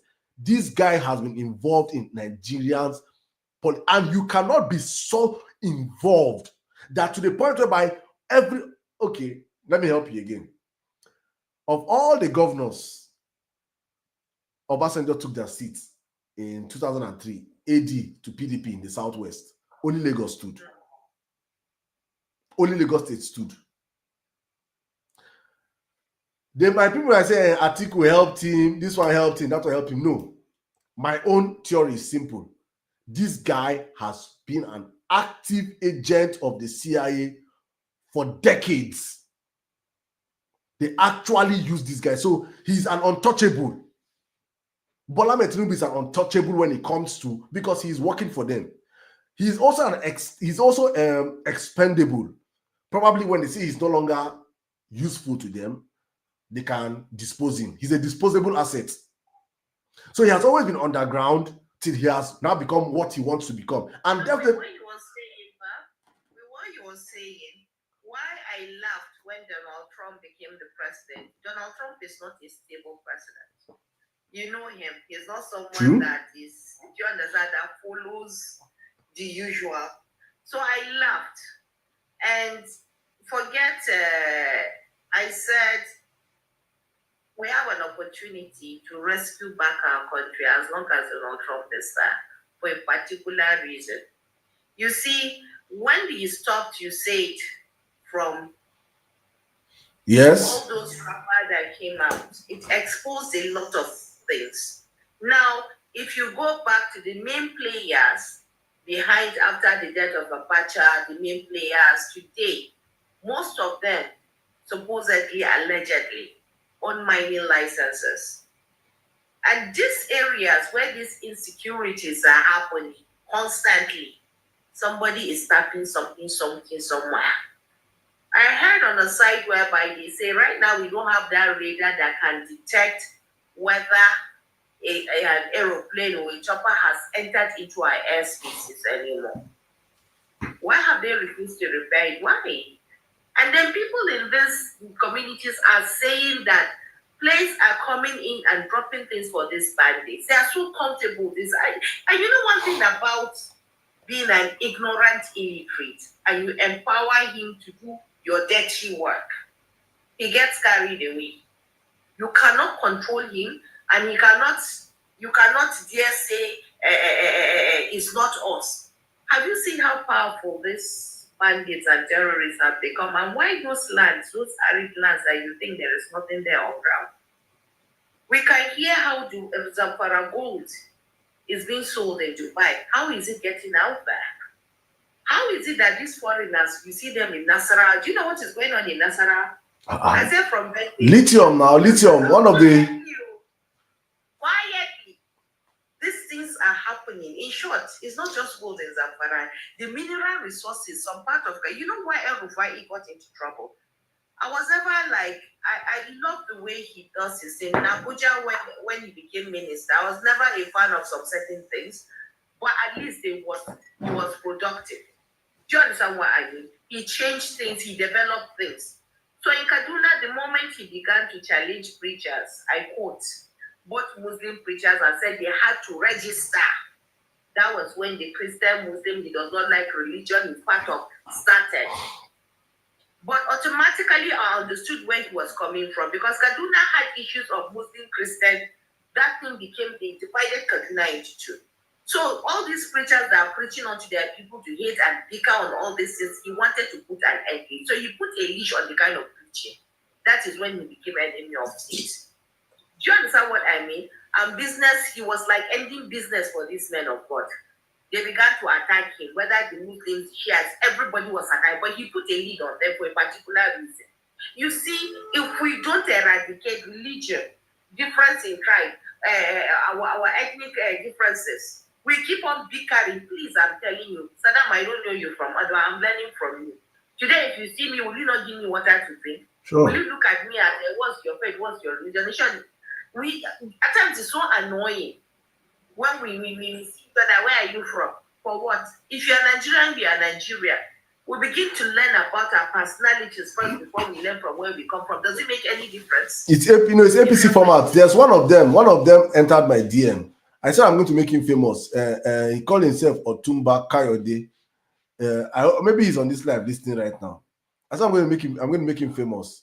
I'm going to crop his picture. I'm going to show the world exactly how an APC member thinks. These guys are they are the dredge of the earth. These people, and the painful part of it was this guy is actually educated. He's in America, as from what I saw in his profile and everything. This guy is, and I was like, first of all, you see a fellow Nigerian, and the first thing you do is to attack, because probably you don't like what I'm saying. You want to attack my tribe, or you want to attack me because of where I'm from. And you're in a foreign land. You see the people that enable bigotry in Nigeria the most, and Nigerians that have traveled out of Nigeria, they're in diaspora. And I was like, you should be ashamed of yourself. I have seen good people in Nigeria across tribes. Daughter, please mute your mic, please. I'm getting feedback. I've seen good people in Nigeria across tribes. I've seen bad people in Nigeria across tribes. The worst thing you can ever do as a Nigerian is to discriminate or insinuate that a particular tribe commits so and so offense pass. When it comes to whatever type of crime in Nigeria you want to point out, every sector, every part of the country, how people that are perpetrating those crimes. Every part of the country. You can say the volume or the ones that you see. In fact, what we have learned over the past couple of years is how well the media has covered up a section of the country's crime in their reportage. Yeah. When a crime happens from this part, look at Abike Darab and Dabiri. She has shown how bigoted she is. When a person with an Igbo name commits a crime, she will say, this Igbo person from so and so state commits this crime. When the person is a Yoruba person, she will just say a Nigerian. When the person is an Igbo person that does something good, you will say a Nigerian did this. This is how APC have enabled tribalism and bigotry. And I'm like, let's tell ourselves this truth. We have great Nigerians. Okay, look at the young lady from Yobe State that did exceedingly well. I think is in one of the competitions, educational competitions, that even Peter B was saying that the government should give such people should have national honors. Yeah. If some people will have that notion that Northerners are not educated, are not intelligent. It is false. Probably okay because you see that the media have painted or have put out there is that yes, so that when you check. Let me tell you what's going on in the north. We don't have media presentation to tell our stories. Exactly. And also, they decided. Let me tell you, this blueprint, from the words of my late father, he said the northern elite masterminded a lot of things. You know, he took himself out. They called him a madman, which haunted him. That thing is still following us, his own children, till date. And I don't care what they say anymore. But the truth of the matter is this: we are misrepresented. We can't even tell our stories. They make sure our education is poor, and Majiri system continues to thrive within us. The powerful are always becoming more powerful. They expect us to go to their fathers. We call it father. It's more of, they run the north like a feudal system. And you know how the feudal system works. it is the kings and the churches, and then their slaves. They tax us, they collect, and all we can do is do Dubai, and they give us nigger. That is why when the whites came in, it was indirect rule in the law, and it continues. Now it has trickled all over this country. We are being run by a system, a minority from all over this country. Let's call them the elite mafia, whatever we want to call them. They run it like an occult. To be a part of this system, there are certain things you have to be. And you have to care less about the Nigerian, the majority of Nigerians, the masses. And you cannot dare talk. I am telling you right now, they are threatened by digital media. You and I saying this for people to listen. We cannot say whether we are still tomorrow or not. Someone is busy listening to us. Someone is busy recording us. The next thing you will hear invitation. You see that they're so-called cyber crime. So you see, let me just help you. Let me help you. Just look, just exactly what I just said right now. Look at, I just muted one of them right now with Tinubu's picture on his face that said Igbos are the problem of Nigeria. And I wanted to ask you a question now. Since Biafra war till today, no Igbo man have ruled Nigeria. No Igbo man have been president of this country. The presidency and the rulership of the... Let me not cut you off. You know why it's paining me? The real truth about why today we have IPOP and Biafran movement has the stories really been said by the innocent lives and that were destroyed during the Biafran war. It doesn't matter who started the war, who did not, who engaged, who bothered who. But there were innocent lives in between. This is a generational trauma that trickled down. You said no victor, no vanquish. But those stories, were they ever said? Not even, let's even forget about it. Let's try and even forget about the story. Me, were there compensations done to those families? Exactly. Let's even forget. We know Nigeria that. And today, even if the narrative they were given was wrong, even if they are going about it in the wrong or right way, you see this trauma, or you and I are carrying. We cannot continue because how can it that it's only in this country a few minority will ignite something, then it will trickle down generations after generation. My own generation, your own generation, we don't even know what happened back then. But we are seeing visibly what trauma, inheritance of this trauma can lead us to. You see this Fulani herdsmen crisis? If we are not careful, it's going to take us. It has not become, it's happening, it's this. We cannot continue allowing this things, and we are so lawless. The rule of law we are talking about. Go to commentaries in this country. Once you come up with an issue, you speak out, go and check out how heartless Nigerians are towards their own fellow human beings. Why wouldn't we be having evil leaders ruling us? Well, we ourselves, if you got the opportunity, we will do the same thing they are doing unto us. Let's engage other people in the conversation myself. But stay with me. I cannot even in as much as I try to look at it from the angle of that I've met a whole lot of great Nigerians, and I don't like this generalization because I know that I have this conversation with my friends and they're like, Nigerians are bad people. Like I have one of my friends over here, he will be shouting, Nigerians are bad people, we are part of the problem, blah, blah, blah, blah. And I'm like, guy, I have an audience and I've seen great Nigerians. I have seen good Nigerians.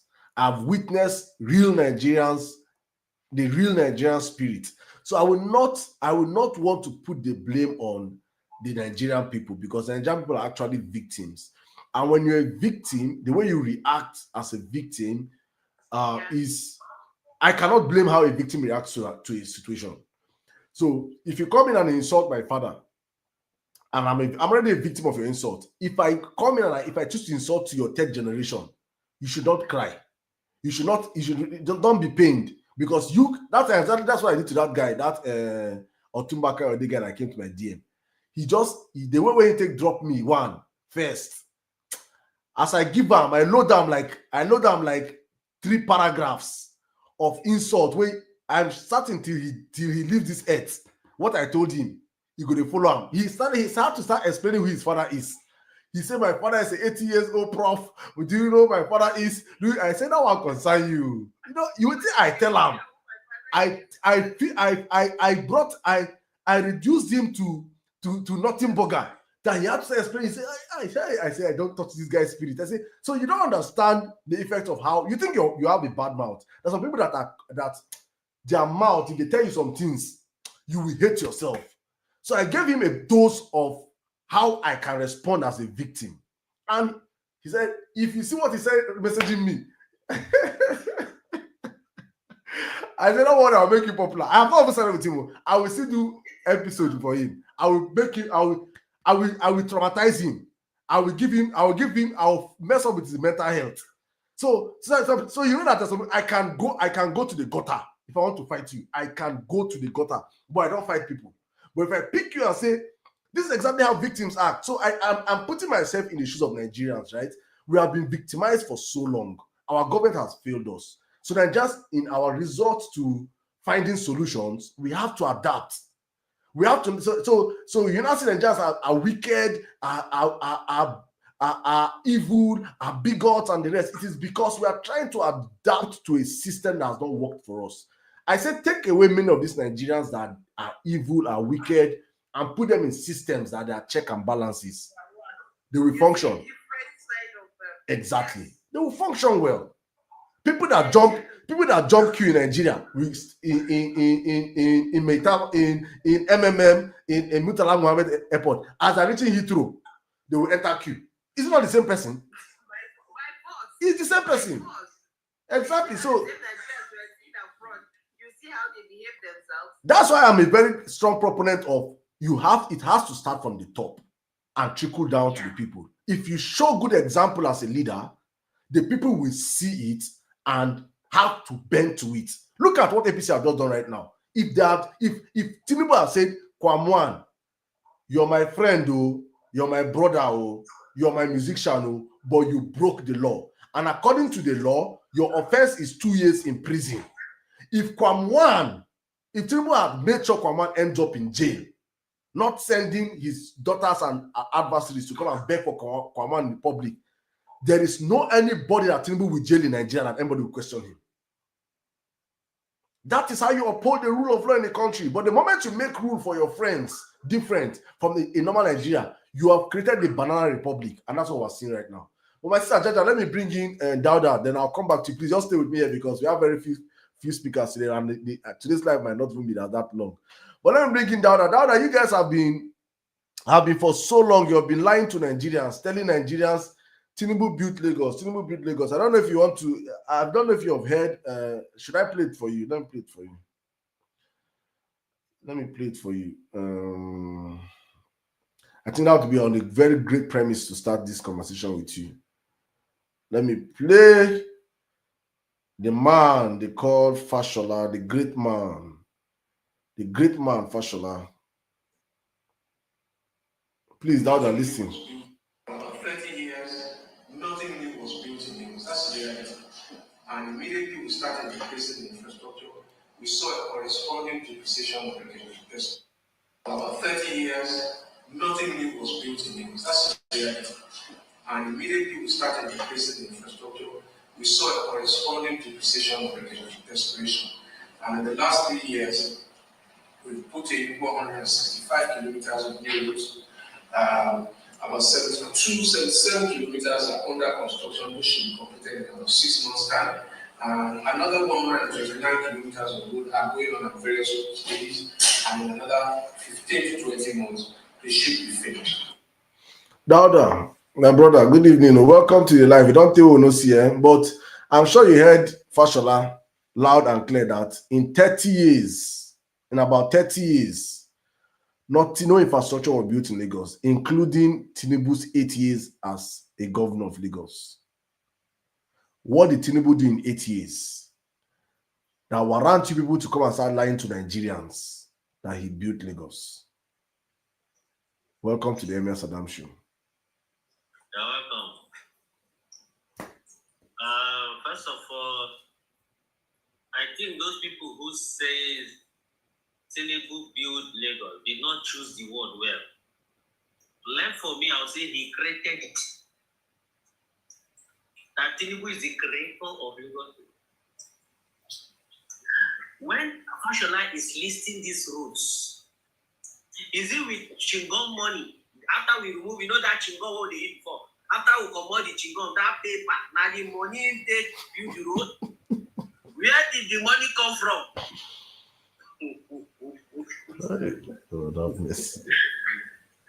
Is it not Tinubu that rose the revenue of Lagos from 600 million in a month?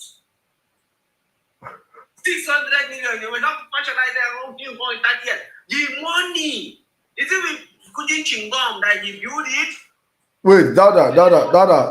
Tinubu rose the revenue from 6 billion, from 600,000 to 5 billion. Fashola now has now to. So wait, Dada, wait.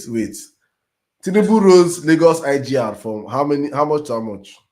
From 600 to 5 billion.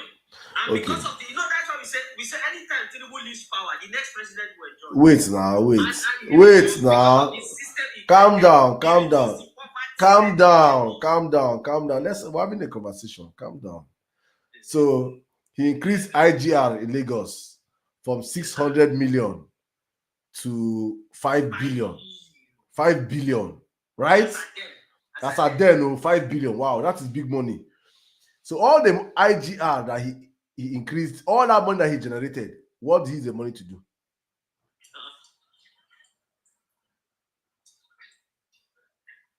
Who started the No, I beg you, don't do that. Just wait, please, I'll come to you. Let's and that answer that. What did he use the money to do? This one, if you say I'm strong man, don't come, one come to that. I get answer for you. So honestly, see, there's nothing to hide the fact that Tinubu placed the foundation of modern Lagos. But the structure. Dauda, my question was wait.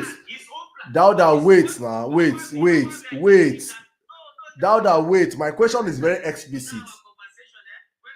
Dauda, I want to give you time to speak, but my question is very explicit. You will not dodge my question.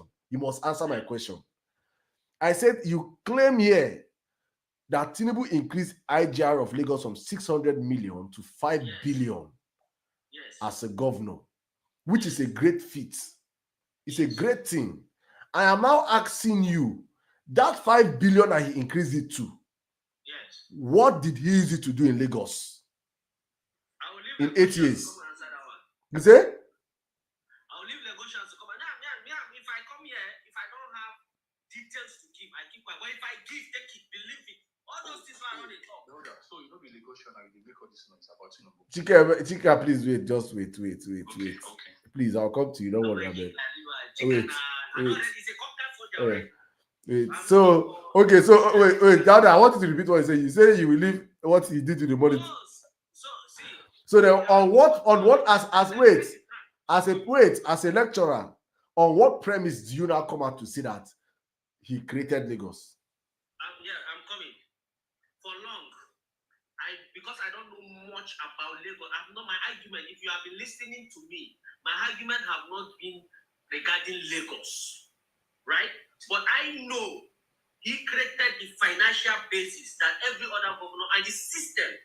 And it was somebody wanted to derail from me. That was one of the problems that I needed to do there. But I've not been using Lagos for my, because I don't know. I was born in Lagos, but I don't know much about the Tinubu administration when it comes to the things he has done. The Lagosians know every specificity, and I don't want to come here and be saying what I don't know.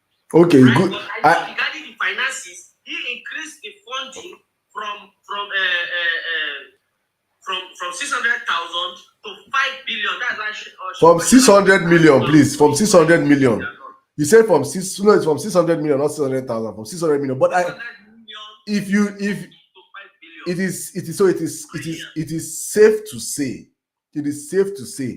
that he increased IGR from 600 million to 5 billion, and you do not know what he used that money to do for in his term. I'm or in my data, I have never known much of Lagos State. Now you are removing Lagos State. So no. This Dauda, let me help you. I'm helping you. Dauda, I'm. Whatever I will give here will be less or misrepresent. The one that I'm emphasizing on is that Tinubu increase IGR. Exactly, and I agree. To 5 billion. And I agree, and I agree, and I give him the kudos. But I'm asking you that as you found out as an intelligent Nigerian, as a Nigerian, wait now, Dauda, wait, no, before next time, let me first of all, we'll go on the conversation. But as an intelligent Nigerian, when you found out a man did such a great feat of increasing the IGR from this point A to point B, normally what should come to your brain, and with the fact that you have heard and you are also saying that he built Lagos, in fact you want to give him the toga of he created Lagos. Exactly. Wait, I'm coming. So you that finance. Wait, let's go there. I want us to go there together. That finance that he increased. Why didn't it come to your brain to ask this money where this man make for Lagos like this? Where are the projects, the visible projects that he did with the money? You know why I give him? I was born in Lagos. I went to anybody that knows Lady Lac Primary School, Papa. That's why I went to primary school. I knew Lagos. I understand the terrain of Lagos. When I became lecturer, every year we go to Badagry with students on excursion. I see Lagos. Lagos has changed. So my experience as somebody who was in Lagos and the one when I started going there shows that there was a drastic change in Lagos. So if I cannot mention them individually, the things he has done, by the fact that because now you people didn't know that I grew up in Lagos. I want to ask you, Dauda, you grew up in Lagos, like you did your primary school in Lagos, right? Queen's Barrack. When you were as a child in Lagos, did you have borehole or your tap used to run? When I was in Barrack, we didn't have it. Okay, you grew up in Barrack, so people didn't have water. I grew up in Barrack, Queen's Barrack. I know you get water. I don't even the people in town too, they don't used to have. Barrack people don't suffer since. When we go to town, we used to go to like banks to get water. Please, what year is that? Not everybody has. Me, I'm going to be frank. Me, you know. What year is that now? Answer me now. What year? What year is that? What year? Chika, I'm going to come to you now. I don't like this. Please. You will come in now. Don't worry. When they come, that is why I will allow you to always respond. Please. Let's. I don't want when you're speaking, he also interjects you. Then he turns you to a rowdy fan. Please. This session, I think, is on YouTube, right? If they intercept, it's reflecting there. I went and watched it. It's good that they keep quiet for people to express themselves, so that when you go and listen to it on YouTube, you know the importance. Exactly. So Dauda, I want to circle back to you now. So you visited, you grew up in Lagos, you left Lagos, you came back to Lagos later and saw that there were visible changes. And in your mind, as a researcher, you believe that it was Tinubu that built all those things, right? I believe he set a very he did it. So that's what I'm saying. I don't want to reduce the good things that Tinubu have done in Lagos by limiting my presentation. Because I don't know much. What if I'm not bringing for your evidence. I'm bringing for your evidence by someone that knows much. Let him help you. Listen. For about 30 years, nothing new was built in Lagos. That's the reality.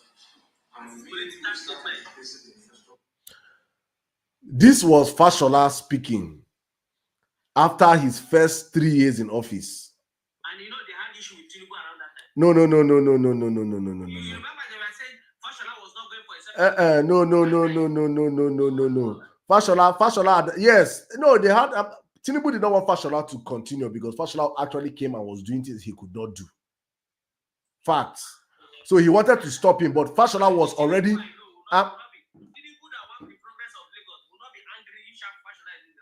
What? Why did he want to Fashola not to continue? Tell us.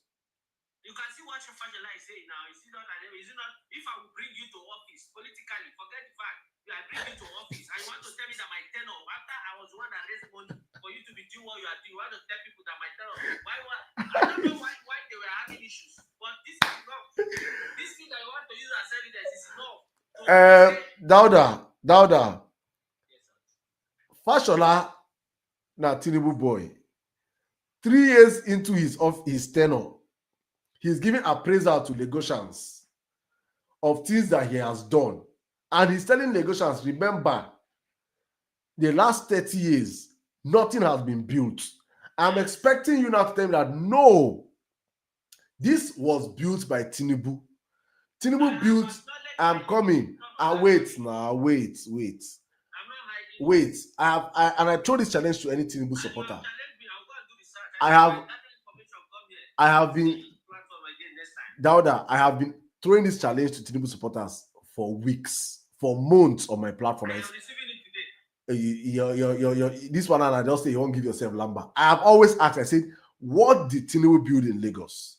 Because if you knew Lagos during Tinubu and after Tinubu, you know that development came into Lagos during Fashola and Ambodi. I'm coming. Let me explain to you.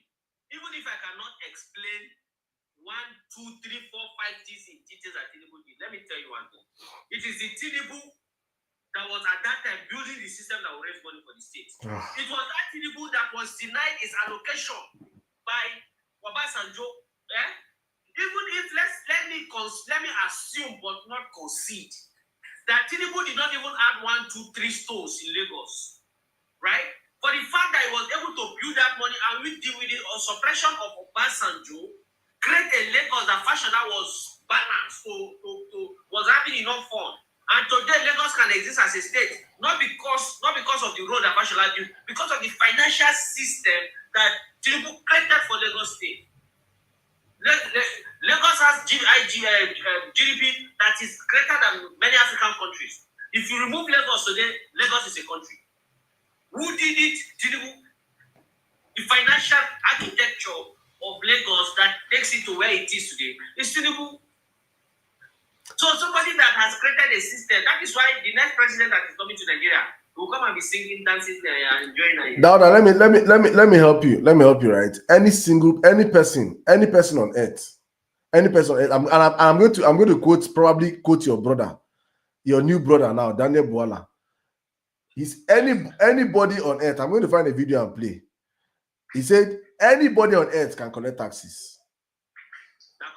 Can collect taxes. Taxes is the easiest thing to collect. Anybody on earth can be a tax collector. Not in a system like Nigeria. Anybody, any. It's not in a system like Nigeria. Why? Please, Mr. Prince, and mute your mic, please. Anybody can come in and collect taxes in the country, in Nigeria. Anybody can do it. Even in America, what you even thank you. Somebody even say that even Boko Haram, even Boko Haram, they collect taxes. It's easy. What you will not do, or it's not easy for any politician to do, is to actually use those taxes you have collected to serve the people. Tinubu spent 8 years as governor collecting taxes, increasing the IGR, and sending that tax money to where nobody knows today. No infrastructure built in 30 years as sustained by Fashola. Now, why do you think Fashola is correct? And other people who are coming to present that, why do you think? Because I was in Lagos then. You said because I was in Lagos and I witnessed it also. You say you were not in Lagos. Are you going to argue? Okay. I said I was in Lagos. I knew what Lagos was. I went back. I saw the greater change. What did Tinubu build in Lagos? The endowment. Financial architecture. That's what I can say. That's why I say I'm living. What is the public? Use your Google. Name one bridge. Use. Dauda, use your Google. Dauda, let me move to the next speaker. I want you to use. Don't give me tomorrow. Okay, give me. Use your Google now and give me name. Bring 200. Give me 200. I want you to name if Tinubu beat. People forget to know that I know. Is it not the one that stayed in the Atlantic? They call. Wait for me. I don't remember the name. Please, God, remember them and come back. Chika, please come into the conversation, please. Good evening, sir. This is my first time speaking on following violence spaces 2022. Welcome, sir. Yeah. So, Saddam,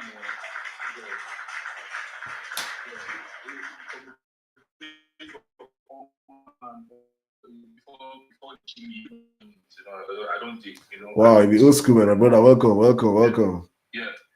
Saddam, I like this topic so much. When these people want started to talk about this propaganda, waiting down that won't go bring come that in this topic propaganda when they used last year. He won't go bring and come. Let me say they come. And just remember you remember that time they said they take the advantage, even for the propaganda when they used that last year. I was born and bred in Lagos. In fact, that I just couldn't let them born me before God can't wait to do for me. Bro, you don't get the area of Lagos where I never go. Even as I small, my sister always they talk about when it motivates me to know Lagos. Now when my elder sister, when they brag, say, she know this place, she know that place, she know this place, I was like, man. So that motivated me to want to go to all the ends of Lagos. So when people like Dauda come, they spew lies. It dey pain me when I don't get the opportunity to talk to him. No, he's here now, so he can. No, now he don't come back. He said so many things.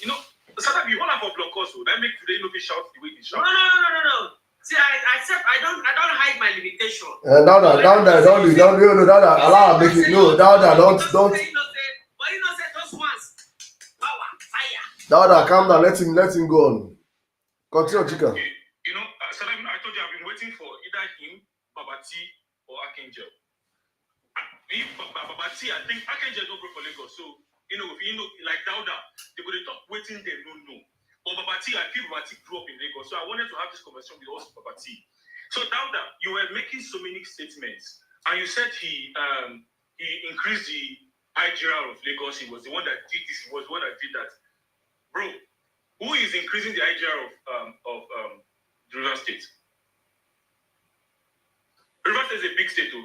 Is anybody claiming that they are the ones that made River State what River State is today? I'm asking you now, I beg. Is anybody, can you attribute it to anybody?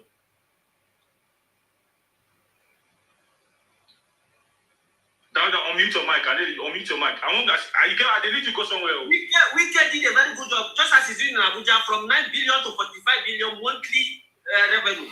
Okay, so you are attributing the GDP of River State, that Wike is the one that built River State. Now, is that what you're telling me now? He advanced the IGR, just as he did in Abuja. How many ministers have been in Abuja? 9 billion. Wait, he advanced it from where? He advanced it from where? From I found it, we are talking about Lagos, and I've told you that Lagos. You were boasting that no other states. You said it here. Say no other states can do that. I said, I'm asking you. River State is in the same level of weight now. He has built the financial district of Nigeria. That it is more than many African countries. I agree. He built. No, you are putting. I didn't say so. Wait, now, no, I agree with you. That he built the, like you said, financial infrastructure. Now, what you talk about? Wait till I refine you. Come on, I refine for you. I don't mention that. I said no. Now someone said I refine. Wait now. You talk say inbuilt financial infrastructure. According to your English, inbuilt financial infrastructure for Lagos, right? Absolutely.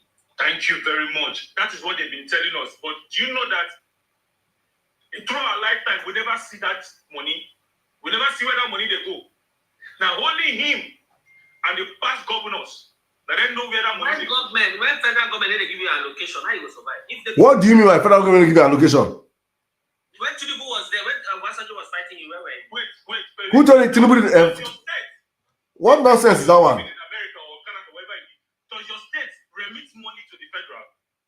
Where you are living in now, where you are now, does the state where you did now, not be Nigeria, where you did now? They do, right? Don't you hear the governor? Yes, they do. How much Lagos don't remit to federal? You said? How much Lagos they remit to federal? As a 20.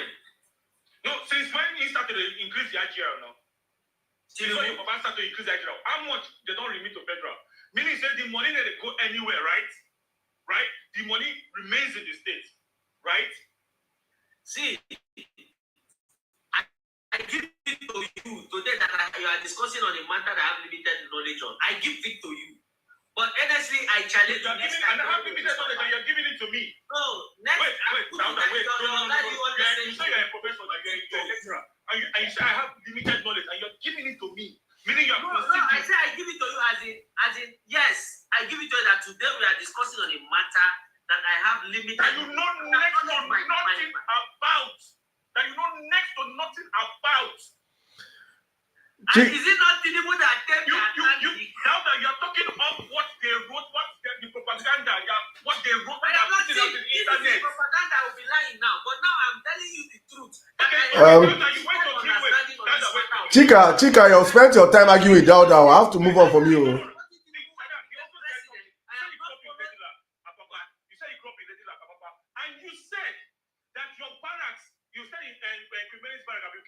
And you say your barracks don't get water.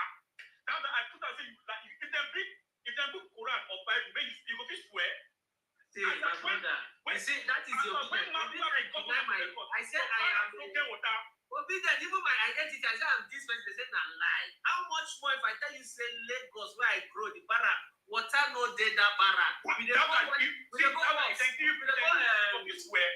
That's what they call this place. And then we go cross methods. We go down that for banks. All those outside people they do the guy because we go there. We'll go there. They'll open tap for us.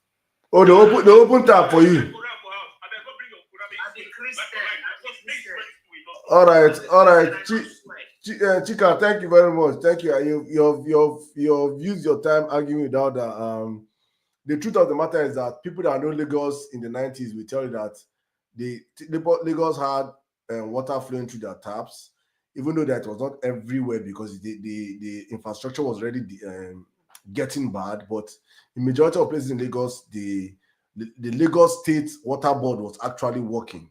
Thank you guys, over 100,000 likes. Thank you guys. It was actually working until the real builder of Lagos, the creator of Lagos, according to Dauda, came, and all of a sudden everybody started digging borehole. And as we are speaking today, they say if you're living in some part of Lekki on the island and you're digging all those water that they drink, saying shit. Hi! My God, the Lagosians don't suffer. Dauda, wait. No, keep quiet. I'll come to you when I want to come to you. Allow me. This is not here. Chika want to argue. Cheat for water they drink. Tinubu came in and privatized everything, even the water board in Lagos. I said it. Lagos is a state sitting on water.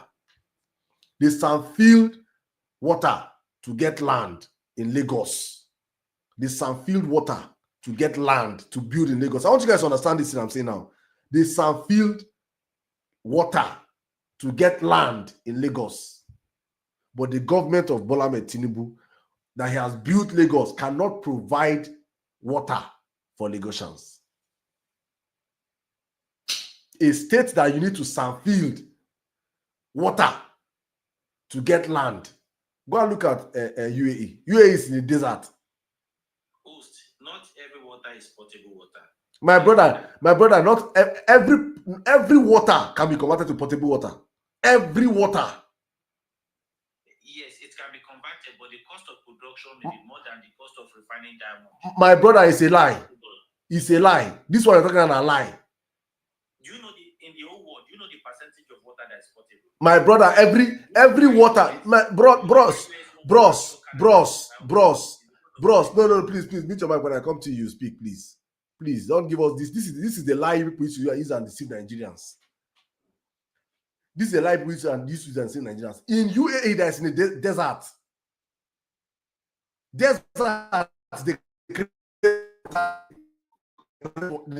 get to this. Then you people that you're sitting on water, you now want to tell them that not every water is. What nonsense English is that what you're trying to tell me here, please? No matter the purification process that you want to create, you can do it. If you want to do it for people, you do it. Let's stop this. This is exactly what I said earlier when I say we are the ones that enable bad governance in Nigeria. In Nigeria, we come out and tell that it's Nigerians that will tell that Nigeria cannot be fixed in 4 years. Bridge that they will build in other places in 2 years. In Nigeria will build it in 16 years. You people will make excuses for the government. So you cannot see that it's not feasible for you. It's not feasible for you that a bridge can be built in 2 years or in 1 year. People are giving an example there. UAE is even better. Germany is worse. But they still have water. Let us stop making excuses for government. What they can do, it is the amount that they steal. Let me give you you see the problem in Nigerians that we have made tribalism it's so painful. I was reading this man's tweet last week. GRV's tweet last week. Hi. When GRV was breaking down what Sanwo-Olu has spent, what's the budget Sanwo-Olu spent in buying cars, renovating canteen. When he broke down all these things, and he now, as an architect, he said that this can actually build over 4,000 houses, low income, what do you call it? Low income, climate change resistant houses for Lagosians, is what Lagos government is buying cars for some people. You will see people that these houses, they need these houses, insult GRV. Curse him. Go and see under that. I was reading it. I was like, my God. Defending Sanwo-Olu for buying cars for people that cars that they can never enter. They will never see. We are the enablers of criminality in Nigeria. We are the enablers of bad governance in Nigeria. I agree with you.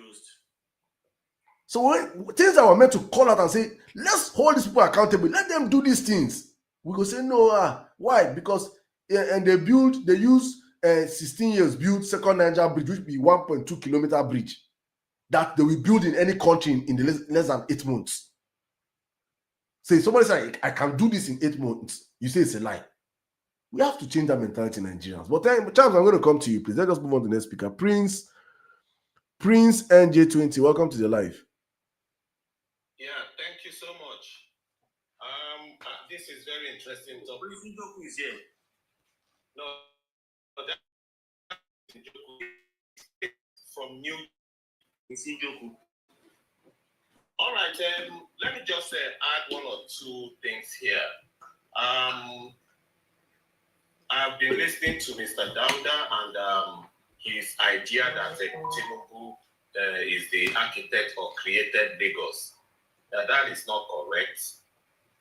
The master plan of Lagos was drawn by a committee set up by Obafemi Awolowo. And part of that master plan was Super Cinema, for Lagos, Wema Bank or Wena Bank, and some other conglomerate under Odua group of companies. Then the late Alhaji Jakonde became the governor of Lagos. In my presence, while I was growing up, Jakonde today is the person who set up all the gutters that you see in Lagos State right now. Jakonde built all the gutters you see in Lagos. In 4 years, in 4 years. Built Jakonde estates. Yes, Jakonde built Ikori, Dolphin, Alaka, a lot of estates in Lagos. Then Jakonde built all the schools that you see right now, apart from Catholic schools and Zumratul Islamia and Muslim schools. Every other school, Jakonde built them by building what we were calling then mushroom shed. They were simple fabrications that look like poultry, but those were classes in schools that were claimed from extra land that was in most areas around Lagos. So those were the things that Jakonde did under 4 years, because he only served one term, 79-83, before their government was overthrown. But everything you see in Lagos those things, those infrastructure, Iju Water Works was there even maybe before I was born. I was living in Surulere. Water was rushing in our tap. Oh. When I say rushing, if you put your bucket before 1 minute, the bucket is full and is spilling. From Iju, the pressure was so high. So every part of Lagos had water. But I don't know where you can now say that Tinubu created Lagos. For your information, you said Tinubu tamed the Atlantic. Even last week, people living in Lekki and all that area were still under flood. Let me also inform you that the Atlantic that you are saying Tinubu tamed, the Bad Beach used to be right by Federal Palace Hotel. That was the shore of Bad Beach. It was Mobolaji Johnson, the governor of Lagos State when I was in primary school, that started containing Bad Beach. Meanwhile, Bad Beach, the Atlantic was not contained by one man. After Mobolaji Johnson, Abisoboli did some work on it. Bola Mahmoud Ashiru did some work on it. Jack Conde did some work on it. Buba Marwa did some work on it. So where then did Tinubu? Well, just come on. You guys can, if you want me to give you the things that Tinubu did for Lagos, I can tell you right now. One, against all odds, Tinubu created more local council areas under Obasanjo. That was the cause of his wahala with Obasanjo. And Obasanjo, following the constitution, knowing the number of local governments that we have in the constitution, refused to allocate money to the new local government areas he created. But he was allocating to the other ones, so.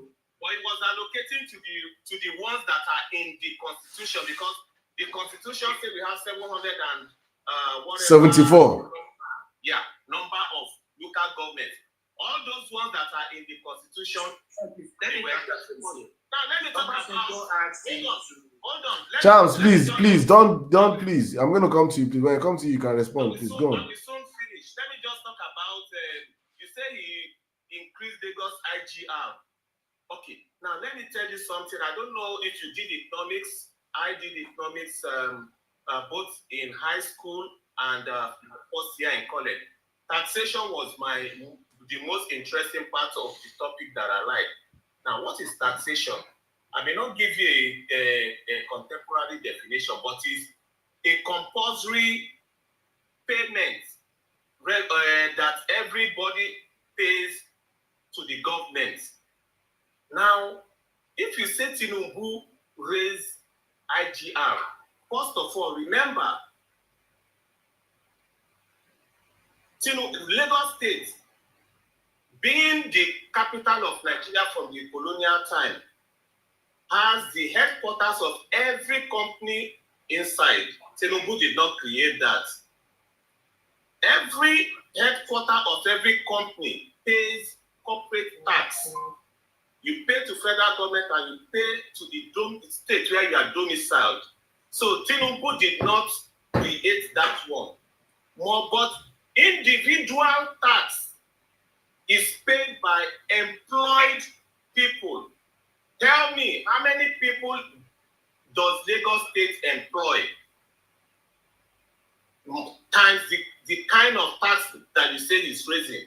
So if the employment rate has not increased and the tax is increasing, the only name they call that in taxation is extortion, not taxation.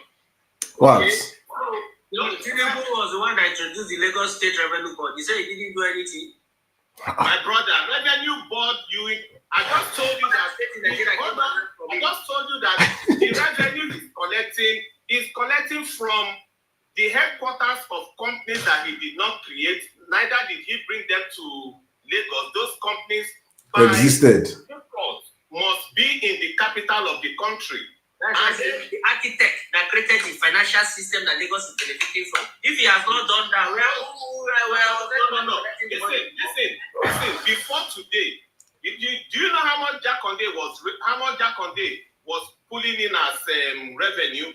Jakonde was the first person to create LASMA, which is the major revenue collection point for Lagos State. Yes, Jakonde created it. They call them Maja. If you grew up in Lagos, like you said, you will know Maja. They were wearing green and orange uniform. So Tinubu only continued that. He didn't create it. So if you come here and say now, because Tinubu continued that, he didn't create it, you give it to Jakonde? Yes, Jakonde. Yes, whatever Fashola did, give it to Tinubu who created the system. No. Whatever Fashola did is a continuation of what Jakonde did. Jakonde was the architect of today's Lagos. Prince, I think you have shown any discerning mind here, any unbiased mind here, we know that you know Lagos. You're not being biased. You have even said what Tinubu did, the things you think he did as governor. Wait, and Dauda, I want to ask you a question I asked you. Dauda, wait, Prince, I have a question for you. Prince, can you hear me? Yeah, I can hear you. Please, can you name the bridge for us that the bridge Tinubu built in Lagos? The infrastructure that Tinubu built, one must give that to him. You see, the major road from Odue, what's that place? All the way, Lawansi from Yaba bus stop, all the way to the end towards what's that place called? He broke all those houses that were on the road along Lawansi, Ishaga Road, all the way to Yaba bus stop. He rebuilt that road. He made it a trunk A road. That was what was difficult for other governors to do because they didn't want to dislodge the people. But Tinubu did. So that he built a correct concrete road. And that must be like 10 kilometers from Yaba to the end of that road. Through Itire Road, through Itire Road to Lawansin to Ijesha. Yes, all the way to Ijesha, Odueron. So that was what I was going to count for him as infrastructure. But other than that, Jakonde built Lagos. All right. Prince, just wait. Hold on, Prince. So, 10-kilometer road in 8 years. I want us to listen to what. Listen, please. Prince, I also want to see if No. Dauda, mute your mic. Dauda, wait. I want to play it, because it's not just available data to me. I want to play what fashion. Prince, can you hear me? Yes, I can. Prince, can you hear me? I can hear you. All right, please listen to this, please. After 30 years, nothing new was built in Lagos. That's the reality. And immediately we started replacing the infrastructure, we saw a corresponding depreciation of restoration. And in the last 3 years, we've put in 165 kilometers of new roads. About 77 kilometers are under construction, which should be completed in about 6 months' time. Another 129 kilometers of road are going on at various stages, and in another 15 to 20 months, they should be finished. I want to play this again, please. Listen. After 30 years, nothing new was built in Lagos. That's the reality. And immediately we started replacing the infrastructure, we saw a corresponding depreciation of restoration. And in the last 3 years, we've put in 165 kilometers of new roads. In the last 3 years, we've put in 165 kilometers of new roads. About 77 kilometers are under construction. About 77 kilometers are under construction. Completed in about 6 months' time. Another 129 kilometers of road and another 129 kilometers are going on at different stages that will be completed in like 20 months' time. This was Fashola speaking during his first tenure, saying in 30 years, nothing new have been built in Lagos. So Prince, from your analysis, you know, when I started, I said when a governor or somebody comes and says nothing has been built, it doesn't necessarily mean that they did not build anything totally. But it's like when you look at the volume of work that needed to be done, you cannot say when you have let's say 1,000 roads to build and you build 10 or you build 100 in 1,000. 100 is very enough. Let's say you build 10 in 1,000. I can say that nothing has been done. Can we agree on that? Yeah, based on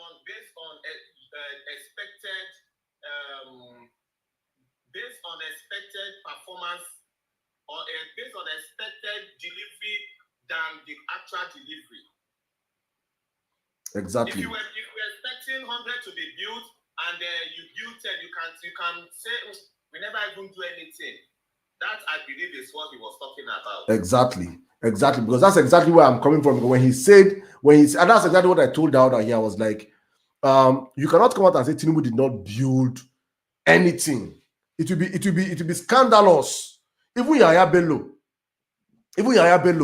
the worst of one of the governors, you cannot come and say Yahya Bello did not build some things. You can point things that say, okay, he built one or two things. But when you look at the deliverables, the amount of IGR that you claim that he generated in Lagos State, the amount of FAC allocation to Lagos State, the amount of private partnership that are in Lagos State, you cannot come out and say in 8 years of Tinubu that Tinubu performed well. Can we agree on that, Prince? Definitely. Thank you very much. Lagos private-public partnership. If not, hold on. Let me tell you something. Let me tell you one thing again, Dauda. You see, Lagos right now, they are talking about the governor is building train, is doing this, is doing that. Do you know that the original creator of the transport system in Lagos was Jakonde? He started what he called the metro line. It was Buhari that cancelled it now. He started building the metro line. Do you know metro line? It was Buhari that cancelled it. Yeah, it was Buhari that cancelled it and dismantled the whole infrastructure, and Lagos State lost $50 million to the Italian company that was building it, because the contract says if you cancel, we know the refund. That was what. But Jakonde started it. It was to connect. Who is building it now? Who is commissioning it? I'm telling you that Jakonde, the plan, because you are saying Tinubu built Lagos. The person that started the current rail line is Mr. Chams, if you're not ready to wait, please, you can leave, please. You met people on this platform, please. The architect of modern Lagos. That is what the modern Lagos was the architect is private partnership system. Who introduced it? Tinubu? All right. Prince, I will allow you to stay here up here with me. Please just stay up here with me, because I know I'll need you have shown in-depth knowledge of Lagos coming from Mobalaji Johnson's time till now. Not Dauda Dauda I don't know anything about. Even Dauda, please don't meet your please. I will drop you if you meet your mind again. I beg. The people they request my why I going to drop you. I won't keep it here up also. So stay here and learn. Open your ears and learn. Don't omit your mic. Learn. You say that you don't know. People that know now are teaching you. You still don't want to learn. And you're a lecturer. How do you teach your students? You should learn. Also learn so I can teach your students well. Please, Ojodomo 19. Hello, Sadam. Good morning. My brother, welcome. Omo George, my brother, wait to Abego. You meet people for here, please. After Ojodomo, I'll come to Charms, then you. Thanks for the opportunity to speak. Yeah. I beg, talk with ginger now, my brother. Eh? Yes. What I want to say is that I didn't grow up in Lagos. I've not been in Lagos, but what I'm going to talk about is Tinubu as the president of Nigeria. The one you can see.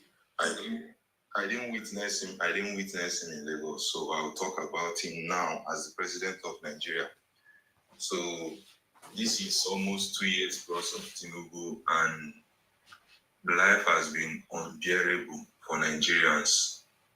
Like, if anybody that is defending Tinubu, if you are not in the country, you don't even need to be defending him, because people are going through hell.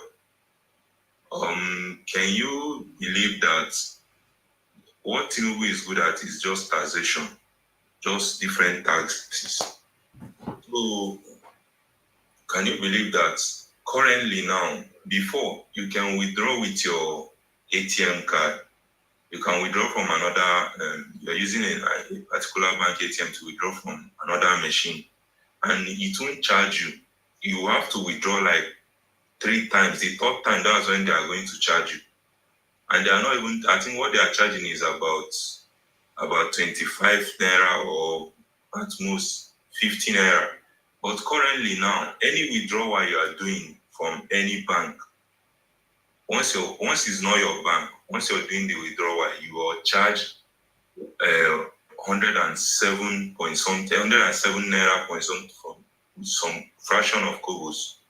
So the thing is just too much. Like, anybody that is not in Nigeria and you're supporting what Tinubu is currently doing, then I just pray that anyhow that the person will just be deported to come and enjoy what Tinubu is currently doing in Nigeria, because people are suffering. You need to, if you enter, like, there are places you will go to, you even start weeping, because there are people that can, like, they can afford food. They can afford to eat once or twice a day, but there are some people that don't even know where their next meal is coming from. And a lot of crimes, like, people now, you can't even walk at night, because if you step out of your house, like you're going somewhere at night, or maybe you went somewhere and you're coming back late, you'll just be afraid for your life, because you can be attacked at any time, because people are hungry. So I don't see a reason why you're in a developed country, and you're there, you're supporting Tinubu that is destroying the life of Nigerians. So I just don't see a reason why someone will be supporting Tinubu. People are actually suffering. If you're in Nigeria, or if you have people in Nigeria, ask them what people are going through on a daily basis. Like, you go to the market, you go and buy something today, you go back tomorrow, and they are giving you another price. So it's something that, as in, is terrible. So this is what I have to say. And APC has been a total failure. Like, they've taken us back 100 and something years. So I don't see a reason why someone will be supporting APC. Thank you very much. I believe by the grace of God and the will of Nigerians, 2027, APC is not returning back.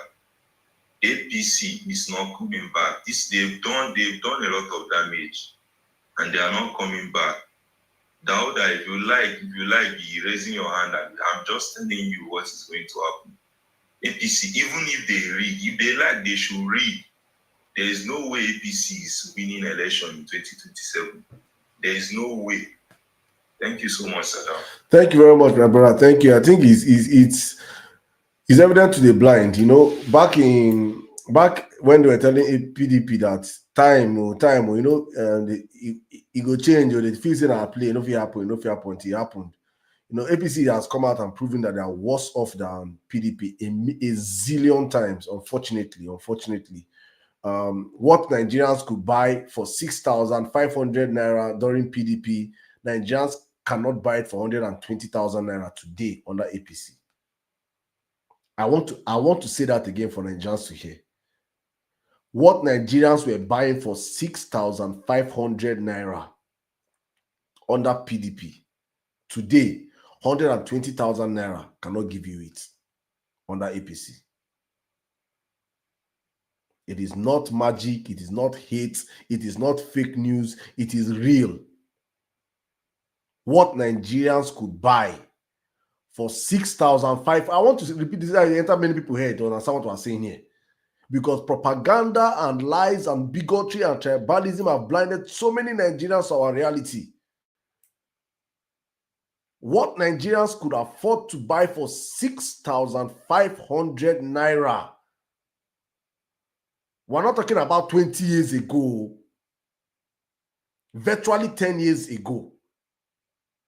Till this party of darkness took power. What we could buy for 6,500 naira. Nigerians today, the same product, there's nothing changed. The same product, Nigerians are buying it today for 125,000 naira.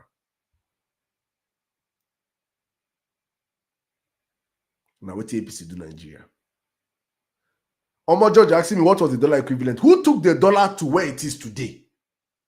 Who took the dollar there? Is it not under APC the dollar rose up to where it is? Is it not because of APC the dollar went up there? Is it me? Is it Nigerians? Is it not APC that shot dollar? Useless economic policies that pushed dollar up to that place? You're asking me who took the dollar up there? Like now me. Am I CBN governor? Am I CBN governor? Am I not a Nigerian? What if I'm a Nigerian as an illiterate? I don't want to know. When you come up, you explain it to me. I'll give you a chance. I'm coming to Charms now before you come in, because this is the economical reality of Nigerians. Majority of Nigerians are not educated. We don't understand whatever you want to come and explain to Nigerians. What I'm saying is the reality of Nigerians, that what Nigerians could afford to buy for 6,500 naira, which is I pass my neighbor generator. I passed my neighbor generator was 6,500. I bought it myself in university then. 6,500 naira. Today, you can't buy it for anything less than 125,000 naira today. It's only in Nigeria that car that you bought 2 million before PDP, 10 years later, is more expensive than it is today. It's only in Nigeria that car is not a depreciating asset. It's only in Nigeria in the whole world. Car. Every place when you buy car, it just begins to depreciate. But in Nigeria, under APC, car where you buy today, Tinubu continue next. If by mistake Nigeria allow Tinubu continue, buy cars and keep now. In 4 years' time, that car will be more expensive than it is today. Only in Nigeria. APC economics of Boju economics. Now there we did. Charles, welcome to the conversation. You have the mic. Thank you, host. I will just say something briefly before I go on. That is only in Nigeria that car increase in value. That's not true. It happens in the US. I regretted that I did not even buy Toyota RAV4 early this year because the price has increased again. And it has been acting like that. Please, which car in America is the price? Toyota. Even you've been on queue for like 2 years, for over a year. Please.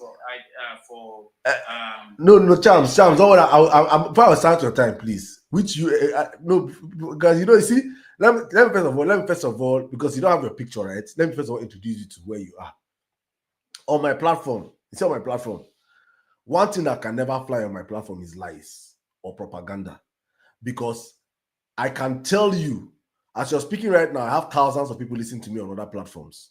Right now, I'm coming. No, people who are fact checking you at real time now as you're speaking right now. People are fact checking real time. Americans will choke for here. They're full for here. So please, please. Check me.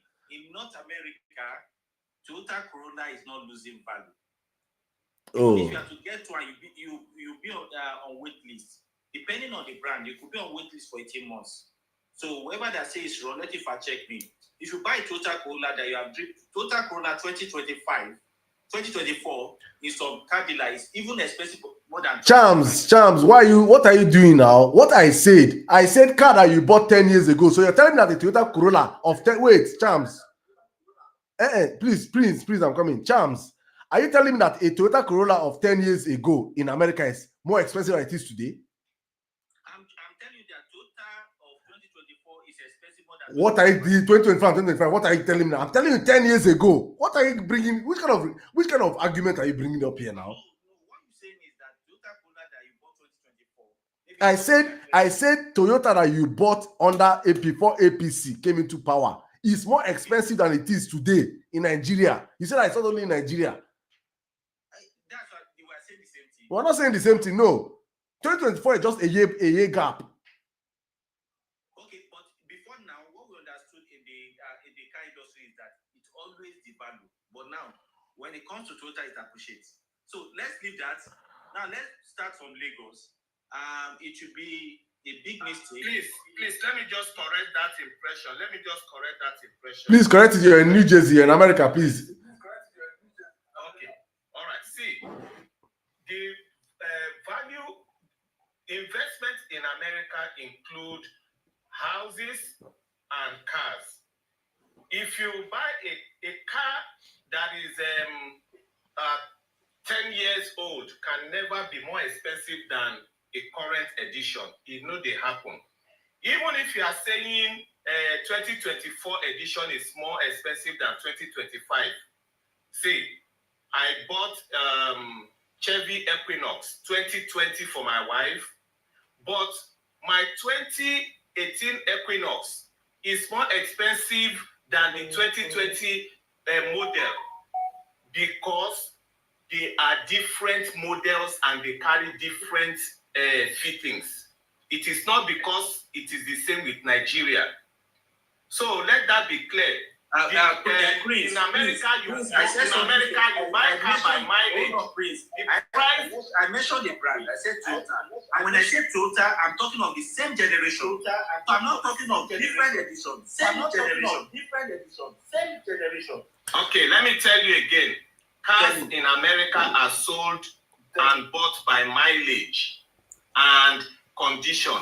If 2025 model, if you drive it from New Jersey to California for 3 months, You understand what I'm saying? I'm just telling you. Wait, let me tell you what I'm saying. What are you saying? You are not giving details. I'm giving you details. A Toyota RAV4, and that means like 2025. It should be expected 2025, 2026. If you are told that, Please, mute your mic, please. I'm having double feedback. Please let I want to hear him clearly, please. All right, Chams, go on. So if you are told that maybe it's sold for $60,000, then you'll be shown that of 2024, the same generation, and maybe that has a mileage of like maybe from 50,000 upward. You could be told that you can get that for 61,000. When brand new of 0 mileage or average of 2,000 mileage coming from this manufacturer will be sold for 60,000. Why that is happening? Because of the wait time. Because if you are looking for Toyota, the least wait time you could get to be like 6 months. Some 10 to like 10 months, depending on the trim. All right, Chams, please let's keep this part aside because what you're saying is not what I'm saying. Go back to Lagos, Nigeria. You will go back to Lagos, Nigeria, but I want no. Before. You see, Toyota that he's talking about is one of the companies that Trump increased their tariff. So the ones that are here, my discussion is even before Trump. I know the root cause of it. The root cause was because of COVID-19. Prince, I understand you. You talk smartly and you want to like talk to. I understand. You know why I called you Joku? I know the reason. So and Chams, let's agree to disagree. You have said the root cause. Me, I'm telling you that our own problem, the root cause of Nigeria is APC disaster. I'm saying that let me give you an instance. You buy Toyota Corolla before APC came to power used to go for like 800,000 naira.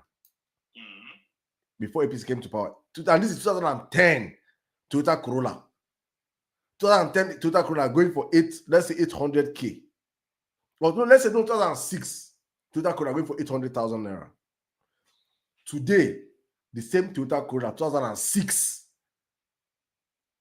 This today is going for like probably 5 or 6 million naira. That's the exchange rate. Whose fault? Government fault. Thank you very much. So continue. So now let me start from Lagos. Tinubu built Lagos will be unfair. Every governor, even military governors that have worked in Lagos, they all contributed to development of Lagos. Why sometimes they could be saying maybe Tinubu built Lagos, maybe because he's still in power and he's still relevant to every of his successor. In a way, he has got influence, in choosing successor after he left office. So some of these may be one of the reasons why they said, okay, Tinubu built Lagos. It's also said that Tinubu chose Buhari.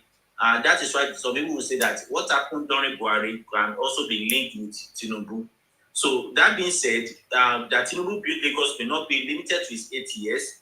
And in his 8 years, I will say that he did very well. They did very well in terms of policy. He did very well in terms of laying the foundation for other governors to start.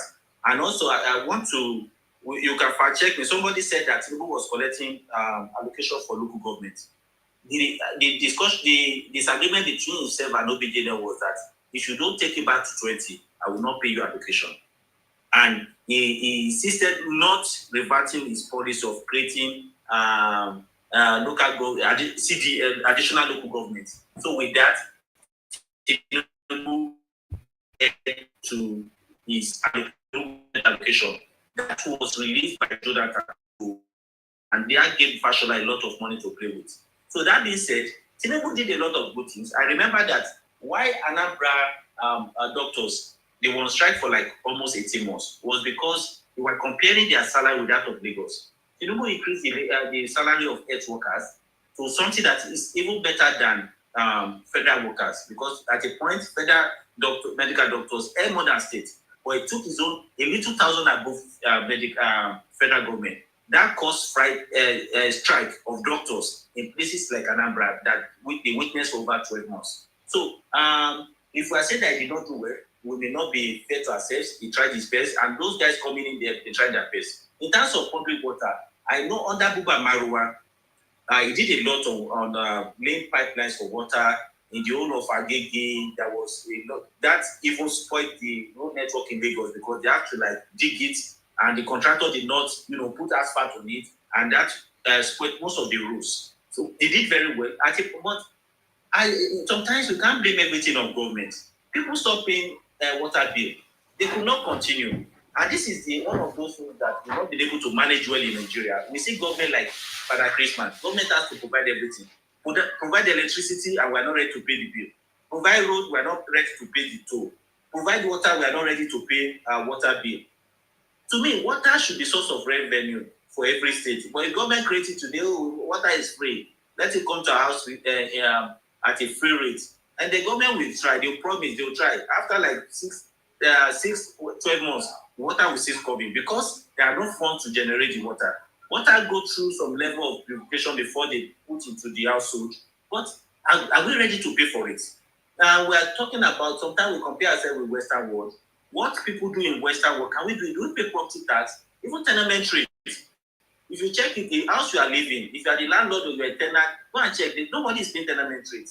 And we cannot be in sin and be asking for grace to abound. We cannot stop paying levies, taxes, and we'll be asking more from the government. So, to me, government in Nigeria, they've been doing a lot of Father Christmas. We need to own up to it. Though there is another angle to it that, okay, if you are doing all this, do they pay the minimum wage? Maybe they may need to review the whole thing, pay the minimum wage, and ask for all these taxes from everyone. I know in UK, they pay, if you put your people on who you pay. There was a time they said, okay, they need to be collecting toll on Lekki Expressway. So many entertainers came out, they shouldn't toll it. And everywhere in the world, in the US, in Canada, they toll roads. Some roads are tolled, but they don't put toll gates. When you get to that road, you get your bill in your box. So, but are we ready for such conversation? Are we ready for such life in Nigeria? So these are the things that we need to look at. And looking at federal government, the government, it could be worse. We need to have that mindset that if Tinubu had not come in, will it be worse than this? It could be worse, in my own analysis. Because we are a government that, even from the days of Minister of Finance, this woman, what's her name? I've forgotten her, Ngozi Iweala. She has been cautioning that they are not remitting money into, NNPC is not remitting to CBN. Emir Sirdam was also complaining. And we have a good government. When we talk of exchange rate, because I mentioned, I answered your question, why do you have the cars are getting more expensive? I said exchange rate. Some of the factors that make your exchange rate more competitive is your national reserve. Obasanjo built second to South Africa while it was there, almost over $30 billion. But subsequent government from Yar'Adua came there, reduced it. Jonathan came there, he finished it, and we started borrowing. Then our currency will lose traction. Interest rates, you have to take it up. That is why we have been like over 20% on our bonds, just to attract investors to come in. Jams, let me. I want to engage. Your time is up, right? But I want to engage you. I want to engage you a little bit, and probably and clarify many things you have said here, because somebody in the comment section said he's paying property tax. Nobody is paying property tax in Nigeria. I'm coming. Let's before, because you see, like I said earlier on, I say we are part of the enablers of bad governance in Nigeria. By most times, not knowingly, most times because we feel like, especially we that are in diaspora, and you see the taxes these people we pay there, and you say, Nigerians, are we paying this? Are we paying that? Like other countries. My brother, let me probably educate you on what you have in Nigeria that you don't know. Every state in Nigeria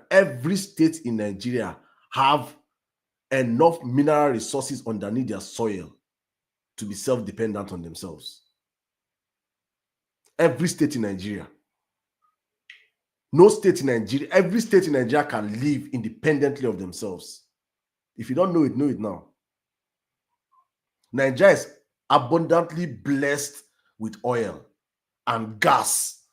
If you're in Europe, you should know what gas costs. You should know that that's the reason why Russia is holding Europeans in their neck. Nigeria were flaring our gas because it is in abundance. We have the best of golds. We have diamonds. We have lithium. We have titanium. We have name any resources in the freaking world in Nigeria underneath our soils. We have everything that if Nigerians should not even be paying a kobo for taxes, we'll still be functioning well. If you don't know this, I'm telling you now, so you should know. So do not blame Nigerians and say, no. God has blessed us amply well that we should be living off. They're supposed to pay Nigerians. Do we have in terms of oil deposits, do we have up to Canada? Do we have up to Canada? I don't know whether I have up to Canada. We do not. I don't. Do Canada do we subsidize up to Canada than Canadians? Canada is not subsidizing their oil. They don't subsidize. They don't subsidize other things in Canada. No subsidy. They don't subsidize housing. They don't subsidize education. They don't subsidize healthcare in Canada. No subsidy in Canada. They don't subsidize healthcare in Canada. My brother, no, please. This is a very fat lie from the pit of hell. No, sir, please, on my platform, I said on my platform, what we don't do is we don't allow lies. There is no nation there is no Western country, apart from probably America, that's the pure capitalism in America, that they don't subsidize. Subsidize oil? I did not say subsidize. If they don't subsidize oil, don't they subsidize other things? Subsidize water? Don't they subsidize other things? Do you know how much is it? Do you know how much is water? When you go to education, please, Chams, first of all, where are you? What do you say? Where are you, please? I'm in Canada. You're in Canada. You're in Canada. Yes. And education is not subsidized in Canada. You pay the property tax, my friend. Oga, is education subsidized in Canada? Yes or no? It's not subsidized. It's not subsidized in Canada. Yes. So for every area that you have school, the catchment My brother. My brother, please. My brother, I did not ask you your property tax. I asked you education. Is education subsidized in Canada? Yes or no? It's not subsidized, it's charged to property tax. No, Champs. Thank you very much. Your time is up, please. Please, people in the comment section are saying Canada, say you're lying. So I don't have to. What normally I don't do is I don't allow. No, sir.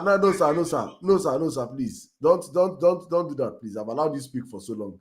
What I will not do is allow light fly. If you want to talk about property tax, that people pay property tax, yes.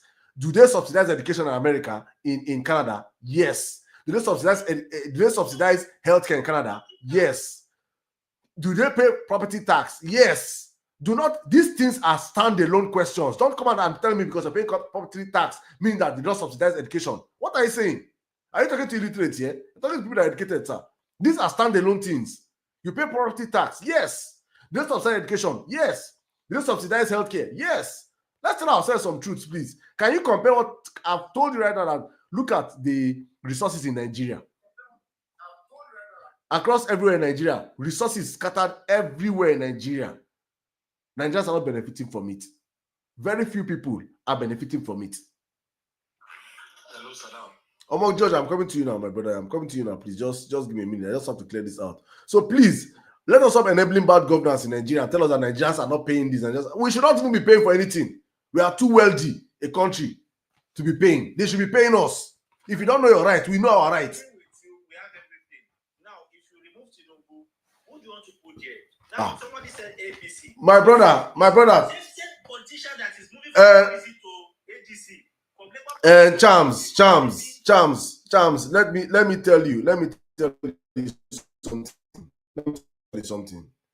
My brother, Tinubu has proven to be a disaster. Tinubu came in the space of 2 years. He has borrowed more money than Obasanjo, Yar'Adua, Jonathan, Buhari put together in 2 years. Nigerians are still suffering. The education. What you foreign reserve and you're borrowing money? My brother, I don't talk like you're talking to kids here, please. If they borrow money, go put for foreign reserve. What are you saying?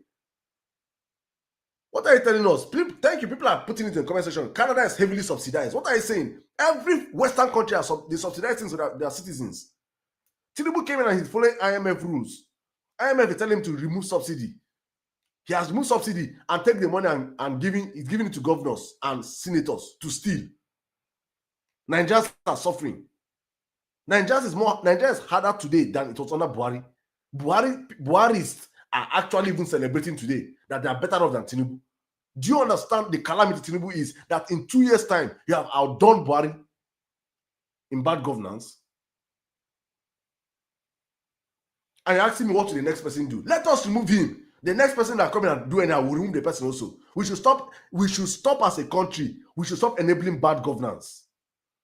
If you come in and you don't perform, we pursue you. That's what citizens should do. Not support the bad governance and say, oh, let's give him extra 4 years of our lives. 8 wasted years. I'm shouting here that APC has spent 10 years. And in 10 years, what I could buy 6,500 naira 10 years ago, I can't buy it today for 100,000 naira. And you're telling me to give this failure now extra 4 more years of my life. So now probably what I cannot buy today 100,000 naira, then I cannot buy it for 500,000 naira. 10 years ago, property that sold for 400,000 has sold for 1.2 million naira in Canada now.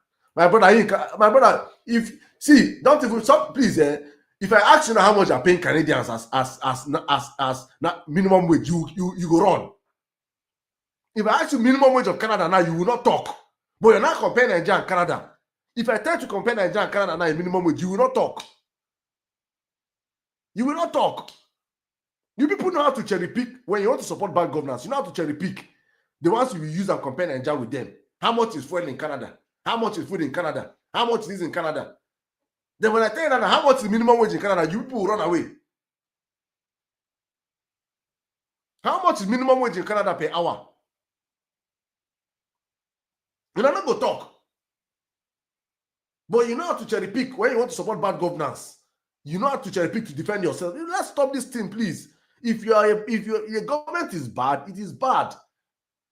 We have countries that came in. Argentina president came into government 6 months after Bola Ahmed Tinubu came in. Argentina was one of the most badly run countries in the world. Look at Argentina today. He has removed over 7 point something million people out of poverty. Reduced the recession from 200% down to almost a single digit. In the space of the same time. Because what did he do? He came in and he cut costs of governance. Tinubu has 53 ministers in his cabinet. Charms, please unmute your mic. I want to ask you a question. Can you hear me, sir? I can hear you. Please name for me 10 Tinubu ministers and their portfolio. I should be able to do that. And name 10 ministers and their portfolio. Just 10. Let's go. That are working. Kiabu Aviation. Edu Finance. Who? Edu Finance. 2. Blue Economy. Oyetola. 3. Internal Affairs. What's this guy's name? I've forgotten his name. The one in charge of passport and the rest. Name his name. Call his name. Wiki in charge of FCT. 4. Education, health. I don't try now. Out of 53 ministers, you can name only 4. 53 ministers. Do you know that you have over 200 million population? Oh my goodness. Oh my goodness. My brother, let me help you. You see how I like putting people on the spot. I've asked you now, out of 53 ministers, name 10. You cannot name more than 4, and you say you've tried. Nigeria, for goodness sake, I tried. You're not in Nigeria, but you're supporting people that destroy Nigeria from away. And even me now, like at the top of my head, I think I can name 5 or 6 ministers under Buhari. I can name under Jonathan. I can name under Obasanjo. I will do that as well. You can do that as well because they were working. These ones are not doing anything. And the current ones, you know, if you name them. So I agree with you. Not that in totality, I would say that we have the right guys there. Some are just there by, I don't know, maybe by privilege or whatever. I know we have chiefs in the governance. And like I say, whoever that comes in is going to work with people. The president, any president, we have good intention, but as citizen, are we ready for that governance? If you are asked today that maybe your uncle become minister, everybody will jump in up. It's our time to steal. That is the impression of average Nigerian. So they are not looking, uncle is going to grow more gray hair because he's going there to work. So these are the things this is the mindset in Nigeria. Our focus is just on the money, but not on the Chams. Now, when we now talk of principle. Chams, let me help you. Chams, let me help you. I want to help you. Because you see, what you're saying right now is exactly what I think a friend of mine said earlier on, and I just cleared her. My brother. In fact, let me help you. You see how God they give us food to chop for Nigeria. This week, did you hear about what happened with Kwame and Kwamwan? Yes, I did. Have anything happened to him? I think the case is under review. The case is under review. Did you hear about what happened to a lady called Kwam 2 today? I think aviation guys need to, they need to be reorientated. No, I just don't forget about what you think. Did you hear about it? The Kwam 2 is ugly. They shouldn't have gone to that length. But you heard about the 2 of them, right? The 2 incidents. Yes. The way they meted out justice to the both of them, is it the same? What they did to that lady was unfair. I'm not even. Do you know that she was reprimanded to Kirikiri? Do you know that they charged her to court today? I'm not aware. I only saw the. Okay, I'm now telling you that she was charged to court today. Meanwhile, Kwamwan is still flexing. He's still out there. Justice for our justice system fits different people. That is what APC and the Bola Ahmed Tinubu's administration is showing and portraying to the world. That Okoya's children can spread Naira, EFCC will not go after them. Tom Polo can spread Naira, EFCC will not go after them. If me or you spread Naira, whether you support Tinubu or not, if the video show, EFCC will come pick me on you. That is not a country that will work. or people that understand what to work. So you are looking at saying the government might have good heart, the president might have good heart, and people under him are not working. That is why you have the authority as a president to fire. The buck stops at your table. If you do not do it, posterity will remember you that it was under your administration the justice system in Nigeria collapsed. I agree with you. But as for now, is it the people running from MP to APC I'm going to vote in? Going to ADC without principle? It is no. My brother, listen to what I'm saying. I'm not even telling you who to vote for now. I understand you. Nigeria is my own is this. My own is this, that Bola Ahmed Tinubu has failed. As you have agreed, we should not reward failure with another 10. It's simple. It is very, very simple. He has failed. We should not reward his failures with another 10. Who will come after him? It's not left for Nigerians to deliberate on it. But for Tinubu, the agenda should be Tinubu has to go. If we have person coming out, yes. But if it is Chams, no problem. Thank you. I'll come back to you. Let me go to Omo George. Omo George, my brother. Good evening. It's been a while. Welcome. Good evening. I think we are united in the fight for a nation, but we know we see things differently. Actually, I really came up because of Prince. Prince is a very smart guy. He painted a very good picture, but some of us also lived through that period.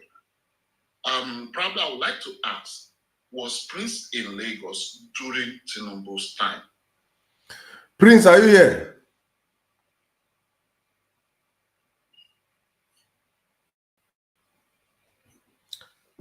Prince is not here to speak for himself, but I can remember when he was speaking, he was in Lagos. I'm here. All right, Prince. I lived in Lagos during Tinubu's time. Okay. Were you in Lagos when we had a kind of mountains of refuse all over the states? When it was... I was in Lagos at that time, and I also want to tell you that it was Jakande that built the refuse processing plant in Lagos, on Lagos Island. I want to tell you that. that wasn't the question. What I asked was, were you in Lagos when there was that calamity all over the streets of Lagos, when corpses of people were decaying when jungle justice was the order of the day? Were you in Lagos then? Yes, I was in Lagos. Did those things happen?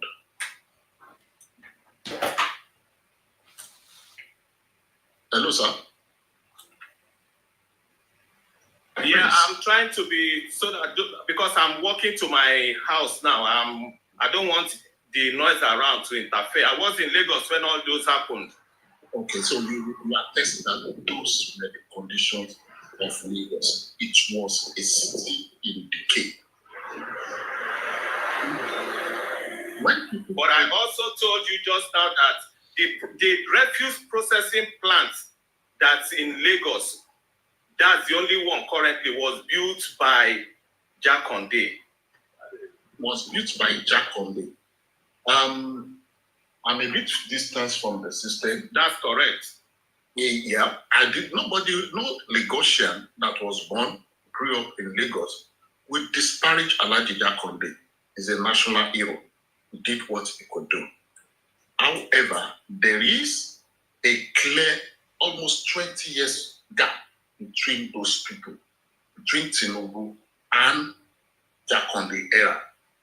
And things went extremely horrible for that state.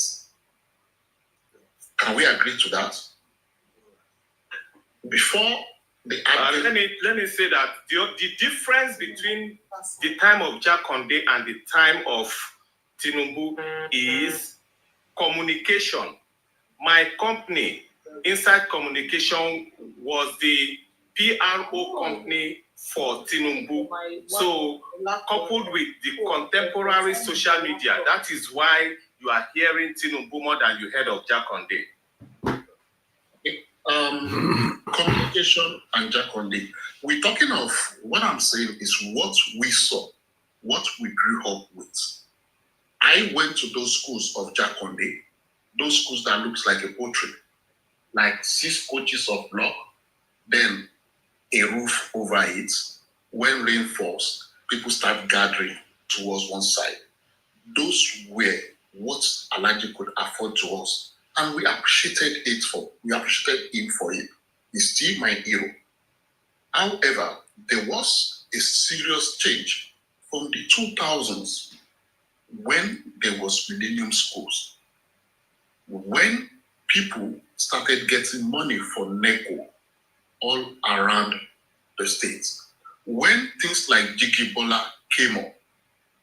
When schools like Lagos Poly, a whole new engineering faculty was built in Ikorodu.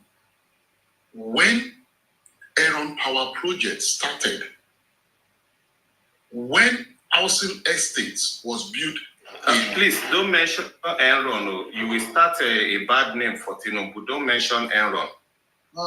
Okay, please, can you? Okay. Before we go that far, please. Do you know why Enron was? Do you know why Enron was investigated in the United States and shut down? Do you know? Many companies do.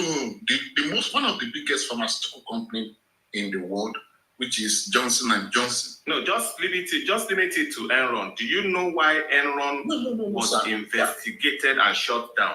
Sir, it is because of Tinubu. Don't let us go there. I can break it down for you, but don't let's spoil Tinubu's name, please. Please, Prince. This is educative forum. Please, I want to hear what happened. Please, break it down, please. You are looking for what is called oh shit, I forget this political word. I know what you are looking for. Chairman, point finding. Prince, please, I want to know. Please, I love knowledge. I want to. Please, if you want to hear, put it in the comment section. Let's know everybody. If you want to hear what Tinubu happened to Aaron, please let me see in the comment section. We'll get to that point. Now. Oh, so Amor George, you know? Hold on now. No, just answer yes or no, so you know. Know what? I don't know what he is trying to. He has not said anything. Okay, he will. That means he will. But did you want to know? What I know. Do you want to know? Why don't you hold on? Me and you. You see, the beautiful thing about you is this: you're smart, what you do, and then you equally have people that understands what you're doing. No, there's nothing I'm doing. I just want to bring Nigerians facts. I don't do anything, but I don't have any. God knows my heart that I want to expose Tinubu for the fraud that he is. Nothing else. Do you know Tinubu was the one that started Independent Power Project when he noticed that the power grid could not supply Lagos with the rates the population was growing. He brought that. That was not the reason. That was not the reason he created independent power generation. The reason Tinubu created or tried to bring Enron is the reason why Enron was investigated and shut down. Okay, sir, hold on. You mean? Amor George, your time is up, but let me give you 2 more minutes. You're my friend. In fact, let me give you 3 more minutes. So continue. Okay, you know what? For people like us that knew where the state was when Tinubu came in, we lived through those periods. We saw a remarkable leader. That is why we follow him. It has nothing to do about tribe. Until people start to understand that people can support people based on their conviction. Presently, if I come down to the present governance style, what Tinubu is doing right now is absolutely correct. We have a system in which our monetary policy and our fiscal policy became a mess. We talk about, the dollar is now 1,500. What happened if Tinubu did not attend to those things, the monetary policies? If he didn't attend to those things, the economy could have totally collapsed by removing the subsidy. We understand. That is not correct again. That is not correct. Please, no, allow him. Please, allow him. Please, just wait. Please. I don't want him to. Let's allow him, please. Let's just please continue. when you look at the biggest problem we had there was the subsidies in forex and the subsidies in fuel. It became a huge problem in which the best way is to turn off the tap because we couldn't even afford it. We were borrowing to do this thing.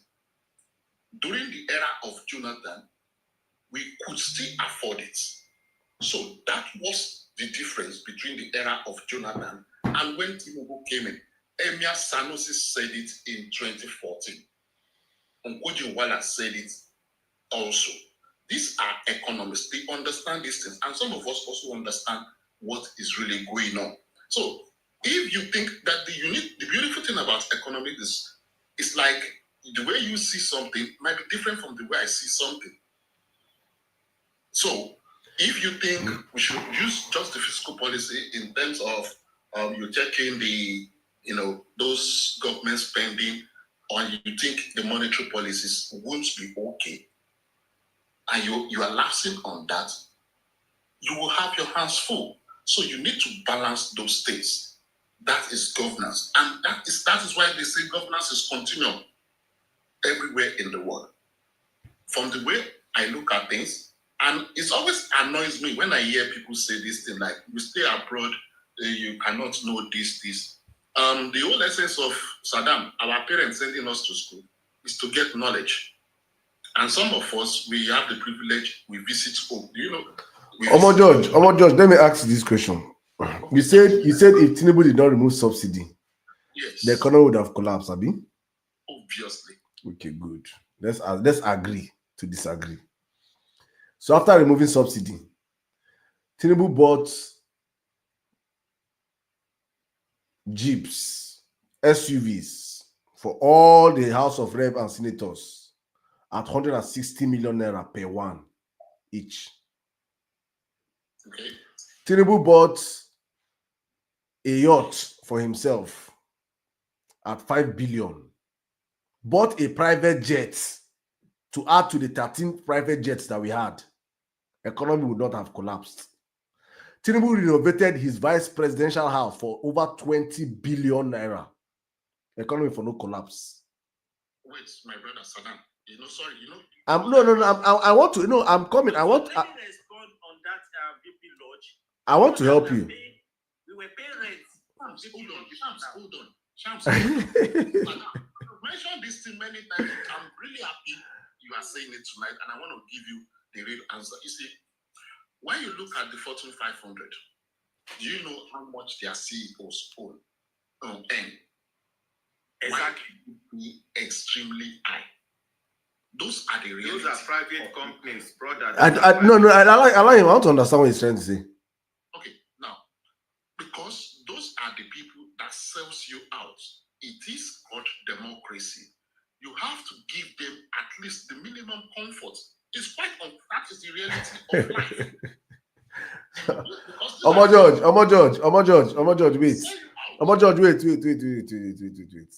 wait. You are not going to come and compare Nigerian politicians to Fortune 500 companies.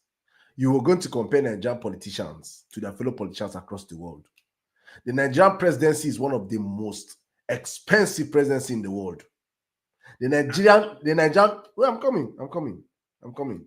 If you compare it to America, if you compare it to UK, if you compare it to European nations, our presidency and those criminals, Senate and House of Rep members, earn more than other people, all these other people across the world. They will come with their whole allowances and the rest, constituency projects and the rest. You can't compare it to them. So please don't compare our leaders to Fortune 500 people. These people have earned the right to earn what they earn because they have walked through a system. Politicians do not just go and get that. And what you're saying right now is enabling actually why they rig elections. They unalive people on election day just to secure that position. There are evidences that the election was rigged. Are you saying that if we won, it did not? My brother, all the ballot boxes, that we see them snatching up and down. Is it? Are you trying to? No, Charles, please, just listen. You might learn one or two things. The truth of the matter is that, Charles, sorry, Omo George, so I'm coming. Okay, yeah. I can. This thing is this. Omo George, I'm coming, please. I'm coming. I'll come back to you. I wanted to respond to Charles first. Charles, I can, as I speak right now, I can open up my phone and I can show you over 10,000 results, polling unit results. I can show you on my phone. I can bet that you cannot show me 500 polling unit results. I can bet any amount in your life that you cannot show me 500 polling unit results. But I can open my phone right now and I'll show you over 10,000 results on my phone. Real polling unit results. In fact, I can send you on X to do a quick search and you will see those results with a hashtag. People's real Nigerian results that were being Nigerians that were bringing out their result, because I actually held a space on X for 48 hours election night, from election day to election night, all through asking Nigerians to please, when you're done voting, snap your polling unit result and post it using this hashtag. You can go check for them yourself, not me saying it. You can see it for yourselves. And you can see, I'm still asking till today. The same question I've been asking Tinubu supporters till now. I want to see a video of anywhere in Nigeria, any polling unit that Tinubu won, and the people in that polling unit were celebrating. You cannot see 100 or 20 of those videos in a time whereby everything is in the media. If Tinubu won the elections, don't tell me that P2B did in court. We know how our justice system is. Nigeria is a very corrupt nation. Tinubu himself knows he no get 2 million votes for Nigeria. He knows he no get them. You see, this is the issue. But let's go back. No, George, let's go back to I have to address Charms on that, because me, I have my evidence. I don't speak based on hearsay. I speak based on evidence. What I have. Okay. So you were talking about the economy. Exactly. Let's go back there. When our brother Emefiele went gaga and started printing money without any value being really added to the system, do you think it's not going to have consequences? Emefiele was printing money under which party? He said Emefiele is a civil servant. Under which? Who employed Emefiele? The person that employed Emefiele signed an oath to the constitution. Who employed Emefiele?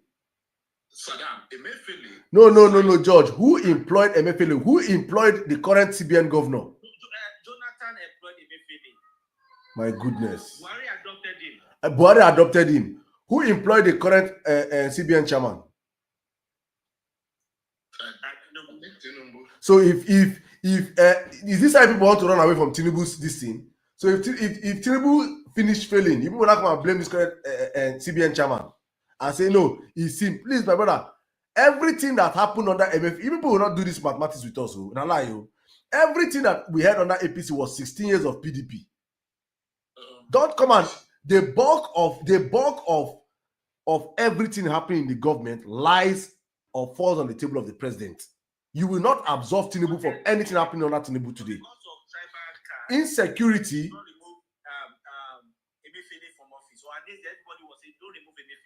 My brother, that is a very false lie from the pit of hell. If Buhari failed to remove Emefiele, it is on Buhari's government. If Tinubu have come in and bring in his own brother now, and this is brother is doing well, it will be Tinubu is doing well. But the guy is doing well. He's doing what well? He's doing well.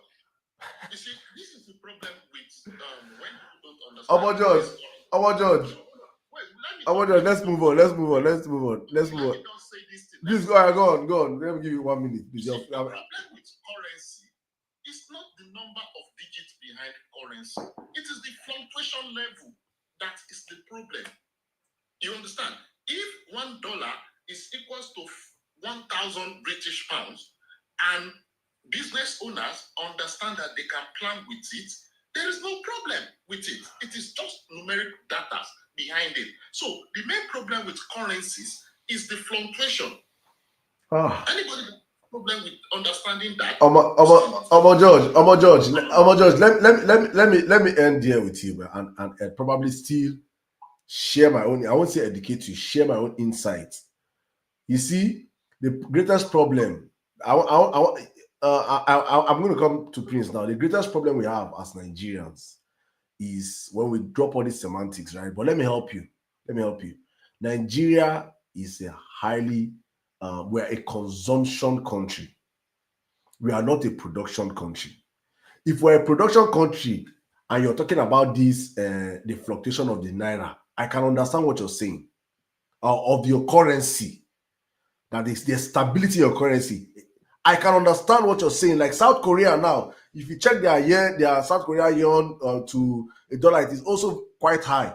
But they are a producing country. They produce what they consume. We are not I want you to understand this. You say you do economics. You should understand we are we are an importation-based economy. If Tinubu had success, I'm coming, please. Let me, George, wait. No, I don't want to mute my brother. So just please listen to me. Yeah. We are a consuming country. We depend massively on importation. So majority of what Nigerians consume are imported. So therefore, we depend a whole lot on exchange rates. So you have to, if you're stabilizing your currency, you have to stabilize it to the point whereby the exchange rate is not as high as Tinubu has kept it today. That's what I want you to understand. If we were producing, I pass my neighbor generator. Why the hell would I be worried that I pass my neighbor generator is 125,000 naira today? It will be cheaper. But we have to import it. And for the importation to happen, we have to buy dollars. In fact, your presidency is rewarding Nigerians in dollars. Tinubu is rewarding Nigerians in dollars. To show you that our economy depends on dollars. Yes. So then you should not come and excuse him and tell that you have pushed our economy up. And not come give us and say he's doing well. What well? If you look at, let me go like this. One of the major objectives of the Fed in the state is price stability. That is one of the major objectives. When we're talking of that, it is about the fluctuation. Either you're manufacturing goods or services, it is the fluctuation. So that is the problem. So that if a business owner knows that 1,500 is $1 today, and probably in 3 months, maybe 1,510 is the fluctuation, he can budget and make plans. But when it starts to spiral out of control, that is where the problem is. My brother, it have gone bonkers. It has spiraled out of control. Anything that goes above this is madness, as we're speaking right now. What is the fluctuation? My brother, that we are talking that we are saying you're stabilizing your naira at 1,500 alone is bonkers. It is bonkers. It is mad. No. It is madness. I prefer that I'm getting dollars at 500 naira today. Tomorrow is 700 naira. Next tomorrow is 600 naira. Next tomorrow is 400 naira. No. I am still at gain. That you telling me it is at 1,500 naira. No, you are no longer at gain. That is the problem. Omo George, please. Omo George, no problem. I will continue later. Let me bring you other speakers, please. Charles, please, your time is past, please. My brother, it was nice talking to you. My brother, thank you very much. Thank you. I have to shut down very soon. So I want to have other people coming. Prince, can you hear me?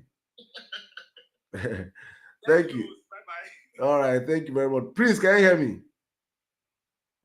Prince, people want to hear about that Tinubu or no, but let me come to the Psalmist Consultant Agency.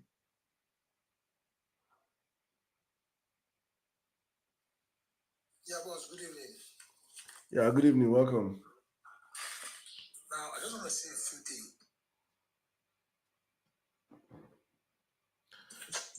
When we talk about Nigerian issue, we seem to compare Nigeria with distant nations, and it's not helping issues. Let's come to Ghana here. I'm based in Ghana. Ghana president government was sworn in I think 5th of January or 7th of January this year. Now, before this government was sworn in, petrol was sold for 17 to 18 cedis per liter. They entered, petrol dropped to 10 cedis. That's about 70%. Okay. Now, that is one. IMF advised Ghana to increase their tax. Instead, Ghana slashed their tax by 30%. They removed over 30-something taxes from the people. Ghana cedis, as at January this year, was at 17 cedis to 20, almost 18 cedis to $1. When the government came in, they brought in policies. The dollar dropped to 10 cedis. For the first time, transportation was drastically reduced by over 15 to 20%. Commodities reduced. Things went down. The system is working. Now, compare it to Nigeria. We had a new government. It entered the same day, not even a week. The same day, the masses went into poverty, into massive hunger and starvation. And that same day, they started signing up things. Let's stop this thing we are doing, trying to be tribal and sentimental in talking issues. My brother, if things are not working, if it's an Hausa man, if we come together and put an Hausa man, if he's not doing well, we remove him. As it stands now, even in Ghana, they insult us Nigerians with Tinubu. They use Tinubu to insult us. They say, look at you, go and vote here. Go and vote old man that doesn't know anything. Talk to anybody that is in Ghana. They use him to insult us. Nigeria is the worst nation. Now, you see, when we talk about these things, I said something in the comment section. Nigerian politicians earn higher than every other politician in Africa. Facts. Okay, so let me use Ghana. They earn higher than Ghana government. Somebody will say Ghana is small. But Ghana civil servants earn higher than Nigerian civil servants. The lowest of Ghana police officer earns a minimum of 200,000 naira. Oh. The lowest Ghana. Now in Ghana, why do we have Nigerians in Ghana? The POS we do in Nigeria. I traveled to Nigeria just last month, and I have somebody told me he's earning 15,000.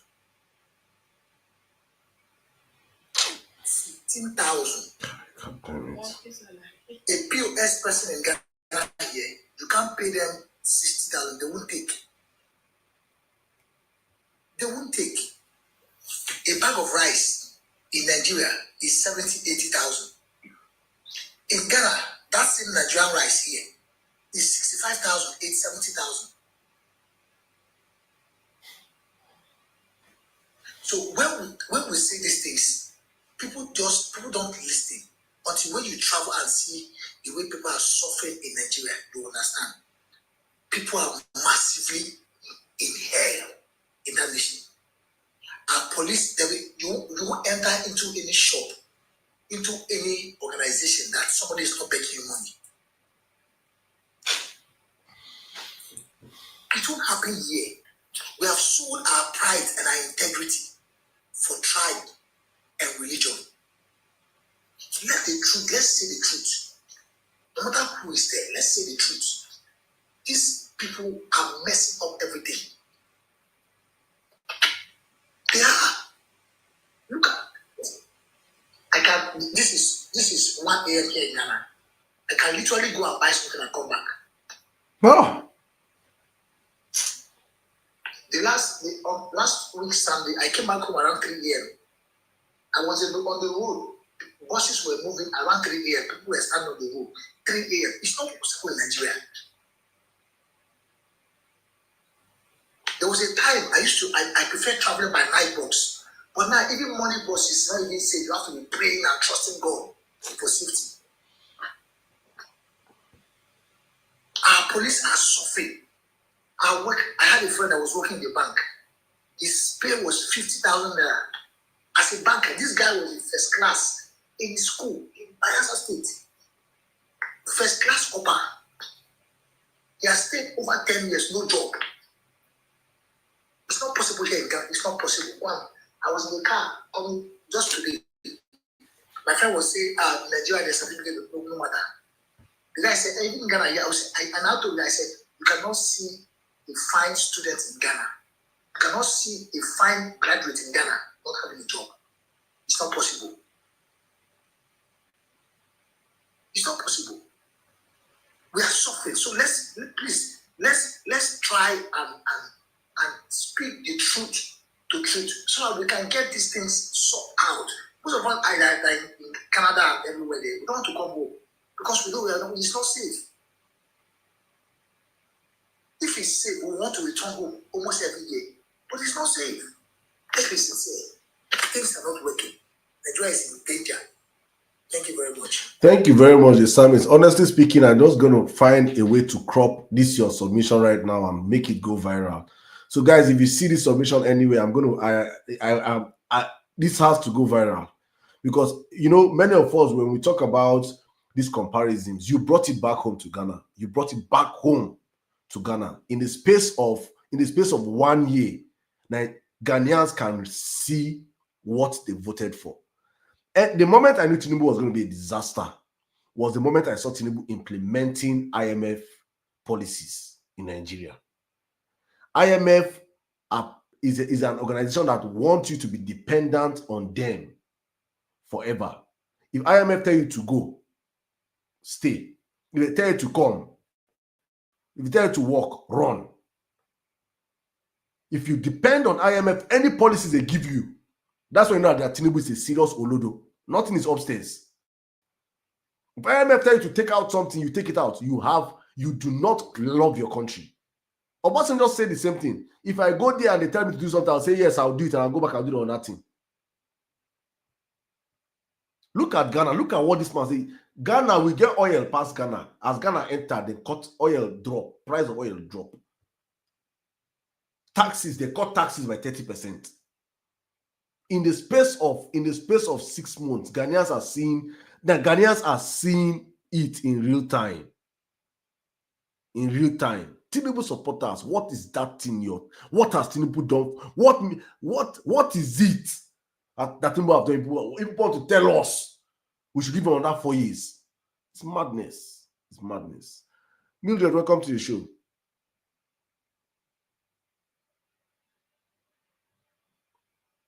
Mildred, you can mute your mic, please, and speak. Welcome. Hello, everybody. Well, it's been an interesting conversation. I've been going in and out, but I want to contribute to the church angle. And I think it's a bit kind of funny what I want to say. So if you don't have an open mind, sorry, but it's a bit controversial what I'm going to say, for example. You're talking about how to change the country. Churches play very significant roles in our country, both good and bad in many ways. And there's a lot more that we can be doing. But there's a fundamental question that we need to answer, or we need to ask rather, in order to be able to really ask ourselves another question, which is, what is the role of the church? And the first question is this: church money, is it public funds or is it for the owner and founder? Can anybody just wake up and become a pastor like we currently do? Not pastor by open carry plank. Some people have left professions to start churches. But then there's any regulation even as a country to say, just before you can become a doctor, you go school, read medicine. before you can become a lecturer, you need a PhD. What are the guidelines for people becoming? Do they have to go to school of theology, for example? Then when you now open that church, especially if I'm talking about Pentecostal churches, because there are Orthodox churches, which in a way they have a governance structure that would ideally should be modular, like Catholic churches, Anglican churches, for example, where it's not one person, it's a structure. So the church is not dependent on one person, just like the UK, for example. Many of the Orthodox churches, Church of England, Catholic churches, they're not dependent on one person. But however, Nigerian churches, especially the Pentecostal ones, we've sort of learned from America, places like America, where it's the owner and founder. So you set up a church and then you have thousands of members, you have millions of members, they all pay tithes and offering. Yes, we say, well, I'm a Christian, so people should know that I'm a born-again Christian, I love the Lord. But then, that's why I'm able to ask this question, because I'm familiar with how churches run and what we can be doing better. So people pay tithes and offering, and sometimes we don't really collect data in Nigeria, but I do wonder sometimes whether an average Christian actually pays more money to the church than to the government in taxes. So in other words, if you're collecting money from people, then that money should be public funds. The same way taxes are public funds. Yes, you say that we are giving it to God, but it's people that are judging and regulating how these monies are spent, designing what the church programs should be. So if money is public, this church money is public fund, then is it ethically, morally, or spiritually okay for owners and founders to give the churches to their children? All the real estates across countries for big churches, for example, the founders and their children become the owner, but now millions of Nigerians contribute money. So this is a very fundamental question. If we need to answer that question in order to then say, what should we expect then from the church? To those who don't know me, I'm an educationist and I'm also passionate about health. And so bringing this to education, I draw examples from England. If you're familiar with England, you know that there are different models of state school. Only 7% of English people go to private schools. 93% of people in England, children in England, will go to public school, state-funded school. And churches partner with state schools. There are independent schools, they are just 7%. So majority of almost 93% is a lot. They go to state schools. And then the Church of England, we see Catholic churches, you have Church of England schools, you have Catholic schools, they have two models of operation. You have the voluntary aided schools. So if they are voluntary aided Catholic schools, that voluntary aided means the church has the land, they have the real estate of this school. And because government has responsibility to every single child, the running costs of those schools come from government. Then the voluntary controlled schools is where maybe the state has the property, the land, and then the running costs and the governance structure comes from the church. So the church brings religious settles, they sponsor the teaching of religious knowledges. And this partnership with schools has helped education in this country. But go back to Nigeria, what do? We're opening churches everywhere. Nigerian churches have contributed to widening educational inequalities and making education less affordable, than actually intervening like we'd expect it. So a church should be social justice oriented. But just like our politicians, it become money making. You're a church, you set up universities, private schools, whatever, that even your pastors and their children, they cannot afford. They become the same corrupt politicians that are stealing money. Not everybody goes to private and stealing money by them. Some people have worked hard and they made money from businesses. And then we are clapping hands, they are sending their children abroad. Rather than actually looking at, imagine like we used to have missionary schools back in the day. What will happen if a church adopts a university, adopts a hospital, adopts a primary public school, rather than opening this grand private school they are all doing, and so that everybody who lives around those areas can access those schools? So you bring ethos, you bring value, You teach your religion, and it could not just churches. Mosques can also have the same model, for example. In England, churches are charities. Government has responsibility towards every single individual. They will give you 25% on top of whatever money you raise in church. And churches are expected to do charity work, not in an ad hoc manner, not when it's pastor's wife's birthday. You now buy 2 bags of rice, you now carry camera and go to, what is it called, motherless babies home. But as a structure, because what we lack in Nigeria, we don't even have structure. We are governed by the whims and caprices of leaders, the whims and caprices of pastors. There's no structure. So can you then collect more? Is it morally, ethically, or spiritually right to treat church fund as if it's for the owner and founder and he can choose when to hand over the church to their children? Or should you have a regulatory body like Catholic churches and have a monarchy as a country? Before you can become a pastor, go to school of theology, show working, say 10 years. So that anybody can charlatans everywhere. There's no standard at all. And then they are just creating more problems in many cases than actually addressing. They can extend the same thing to hospitals. How many churches actually run hospitals? All right. And the key things that are affecting people, key health challenges in Nigeria, they tell you to pray. I pray when I'm in. God has helped me. I've received healing directly. I have spiritual encounters. But then, medical advancement is also an answer to prayer. Medical knowledge is not from the devil, it's from God. You can intervene in this. You can teach people businesses. You can establish businesses for people. I know they do it in an ad hoc way, but I'm saying as a country, we need to introduce structure. And begin to ask questions and ask for Mildred, if you could just wrap up in a minute, please. Yeah, that's it from me. That's really just the reflection. All right, thank you very much. Thank you. I think you made a whole lot of sense. Unfortunately, I do not see these people doing so, because I remember the whole Buhari's tenure when they even said they want to tax churches, and all of a sudden all the GOs started shouting, no. The moment you come for their finances, that moment they'll find their voices, and unfortunately for these guys, it's business. So what we can do as Nigerians, for me, is just to keep educating Nigerians, especially the younger Nigerians, to wake up to, please mute your mic, please, to wake up to knowing our responsibilities and educating ourselves to understand that we should not fall to the same tactics that our parents fell for, because many of our parents fell for these lies, that